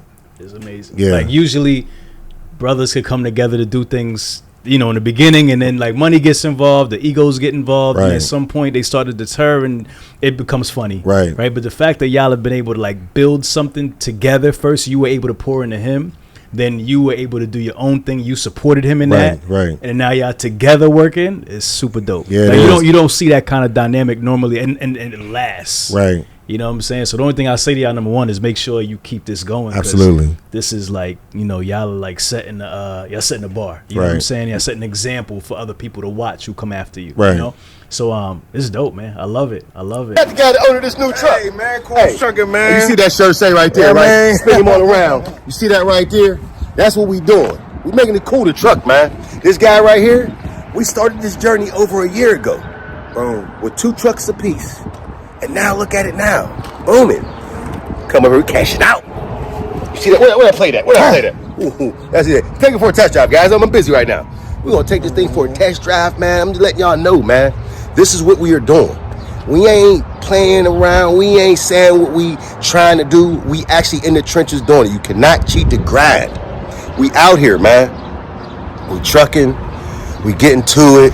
We busting moves, brokering deals. We doing all of the above, man. You know, listen, this is a big deal, man. Drove 4 hours to Philadelphia to come pick this thing up. It's a beautiful thing, man. Watch my man pick this thing up. I remember when he picked up the first one. Like, hey, bro, let's go pick it up. I want you to take it for a test drive. Tell me what you think. I'm like, absolutely. We came in this thing back to back, shoulder to shoulder, getting to it, man. I'm so proud of this man right now. Picking up number 3. Number 3. Boom. What's the truck number on this one? 24, Kobe Bryant all year. 24, Kobe Bryant all year. The Mamba. Yes. I love this ish. I love it. I love it. I love it. I love it. You see what this say right here? Yeah, you know what I mean? This is what we doing. We trucking. We officially trucking, man. Big deal, man. Busting moves, business moves. I mean, this cat, man, there's one day I was driving over the road. This is an off the book story. I was driving over the road one day. I pulled up on him. And it was around the time that his best friend had passed or whatever, I'm saying, his brother Versace. And I pulled up on him, I sat down. And he ain't want to let me over, you know what I'm saying? Because he's like, bro, I'm going through it right now. I'm like, man, pull yourself up. Man, it's a no judgment zone with me. I love you like cooked food, boy. If you're going through it, I'm right here. I'm going to go through it with you. Let's go. And he's Facts. Like, and he was like, hey, bro, he's like, man, he's like, I ain't want nobody to see me down bad and just going through it right now. Because when you grieving, it's real. That's a fact. The grieving process never stops, you know what I'm saying? But just knowing that we had something similar in the grieving process, that ain't no judgment zone, bro. I love you like cooked food. If you need somebody to talk to, I'm right there. And likewise. Like I said, you call me at 2 o'clock in the morning. I mean, what's up? You all right? I mean, you need me to boot up? I mean, whatever it is, that's what it is. Because when you got that accountability partner outside of your significant other, and you got that person that you could sit down and you got so much in common with, that you could build with, and like literally build with, and whether it be on a business level, on a life level, our kid, I mean, one of my kids and his son are the same age. We used to take them to the basketball court and drill them in basketball and all of that. They both 19 years old right now. Mm-hmm. So we always been like trying to pour back and give back into the kids and just give back into others who came before us and after us. You know what I mean? Like right now, my dad needed a job. Hey, Dad, guess what I got? We got something for you. We hiring more people. Safety coordinator. My pops is 71. He been trucking for 40 plus years. You need a job? I got you. Right. I mean, it feels good to say I can help others who may need something. That's you know what I mean? Because I lost everything I had when I lost my mom and my sister. I mean, so for me to even call my pops like, hey, Pops, you need a job? Beautiful thing. Oh, man. I mean, because there's a lot of people who got opportunities and they don't even give back. You know what I mean? You know, and my pops is like, man, I'm just proud to see my son doing what he's doing with his best friend. Yeah. I mean, and it's a blessing to even say that you're doing it with somebody that you really know. 100%. Right. You know what I mean? Because, you know, like you said, there's cats that Cain killed Abel. Right. right. So, right. I That's mean, real. Hey, man, we came in shoulder to shoulder, back to back, man. We did it. We've been doing it. We ain't going to stop, man. I mean, it's only up from here. It's just a beautiful thing, man. I mean, I told my wife, I don't need a name brand no more. I'm cool. I represent my own brand. I wear my own shirts every day, 7 days a week. Boom. You know what I mean? That's it. Yeah. You know, he got his, I got mine. But y'all still locked in. Oh, man, absolutely. Sure. I got them cool trucker shirts at home. And he got some of these right. too. Yeah. Trade jerseys every now and then. Yeah, Absolutely. It's like after the game, you see LeBron gives Steph the jersey. Right. Steph give LeBron his jersey. that That's how part, we man. roll. So if we don't support our own and each other, then who's gonna support us? Right. That's love. So I mean, you know, hey, he got a question about something like, you know, anything with business. I mean, you know, hey, bro, what you think about this? We sit back, we build, we sit on the back deck, bust it up, all that. I mean, and crunch numbers, look at each other's ELDs and see where these trucks is at and all that. Yeah. Driver called me at 4 o'clock in the morning. I'm like, I'm glad we ain't got no loads a day. I mean, the trucks is moving, we up. Yeah, That's why we trying to build. We trying to find somebody who's going to be able to like dispatch. So we ain't got to be up. So we're trying to get it to the point now where the drivers don't talk to us no more. You talk to the dispatch, talk to us, and we just step away. Right. And the dispatch deals with all the drivers. That's you know what I mean? Because us being so hands-on is not a problem, but it limits us to how much we can and can't do. But we're just trying to get the adequate bodies to do the things that we're doing, so we can step away and do other things that continue to try to expand. Work on the business, not in the business. Right. Boom. And that's what I had to get from him. On it, not in it. Mm-hmm. Right. Because he told me, you aged a week. And no, I aged a year in 1 week. But, you know, man, it's a blessing, man. I mean, to even be able to go through these struggles. Because if we didn't go through these struggles, we probably, I guarantee we wouldn't be here right now saying that we did what we did and where we are and how rapidly we've grown. Right. You know what I mean? 100%. Because everybody thinks it's easy. Yeah. If it's so easy, everybody be doing it too, though. Right. That's a fact. All right, man. Well, listen, we've been rocking for like damn near 3 hours. Oh, for real? Nah. oh, man. Serious. Yes. We've been rocking, man. But we've been cooking though. Right. But you know, I think we're current. Yeah. We got through the whole story. Right. So man, super dope story. So this is the time when we do two things. Number one, we got to let everybody know where they can connect with both of you guys. Okay. So shout out your personal social medias and you know, where they can find more about your companies. And then lastly, let's end with a final thought from the both of you. So we'll start with you, Dave. Okay, so you can find me at koolstrucking@gmail.com. On Facebook, my Facebook page is koolstrucking. I don't have and on LinkedIn, I'm Dave Cool Truck Stuvaints, I believe, is my name on LinkedIn. And you say final thought? Final thought. Final thought. Whatever you put your mind to, you could do it. Just manifest, stay positive. You know, plan. Be strategic, and just, you know, go out there and fight for your dream or whatever vision that you have. You can make that happen, and just stay positive. You know, positive energy will always get you through the door or around, up and over any type of obstacle that comes your way, and just keep going. Keep going. All right, talk to me. Yeah, you can find me on LinkedIn at Elaine Trucking LLC. You can find me on Instagram also at Elaine Trucking LLC. You can also find me on Gmail, Gant at ElaineTrucking.com. My final thought, man, is don't lose the faith. Small steps, great distances. And if you believe it, you can achieve it. And if you don't know, now you know, because guess what? Came from the asphalt, and look at us now. A lot of people say we can't, and I'm always going to show you that I can. Boom. That's right. And if you don't respect that, your whole perspective is whack. Hustle fam, you know what we do around this time. If you smell something burning, it's only a desire. Dave, Kamau, this has been super dope, man. I enjoyed learning more about y'all, and we got to do this again in about a year or so. Absolutely. You said? Yes. We coming to Pittsburgh? Absolutely. It might be less than a year. Things go the way they're supposed to. We go pull up and see what's going on at the shop. Facts. Man, it's been dope, man. Appreciate y'all. Hey, man, thank you, my man. Yes, sir. Yes, sir. Yes, sir. Hustle fam, you know what we do around this time. We are out. Later. All right, guys, if you love Truck and Hustle and you love the interviews and the information that we're providing week to week, make sure you like, share, and subscribe to the channel. All right, Hustle fam.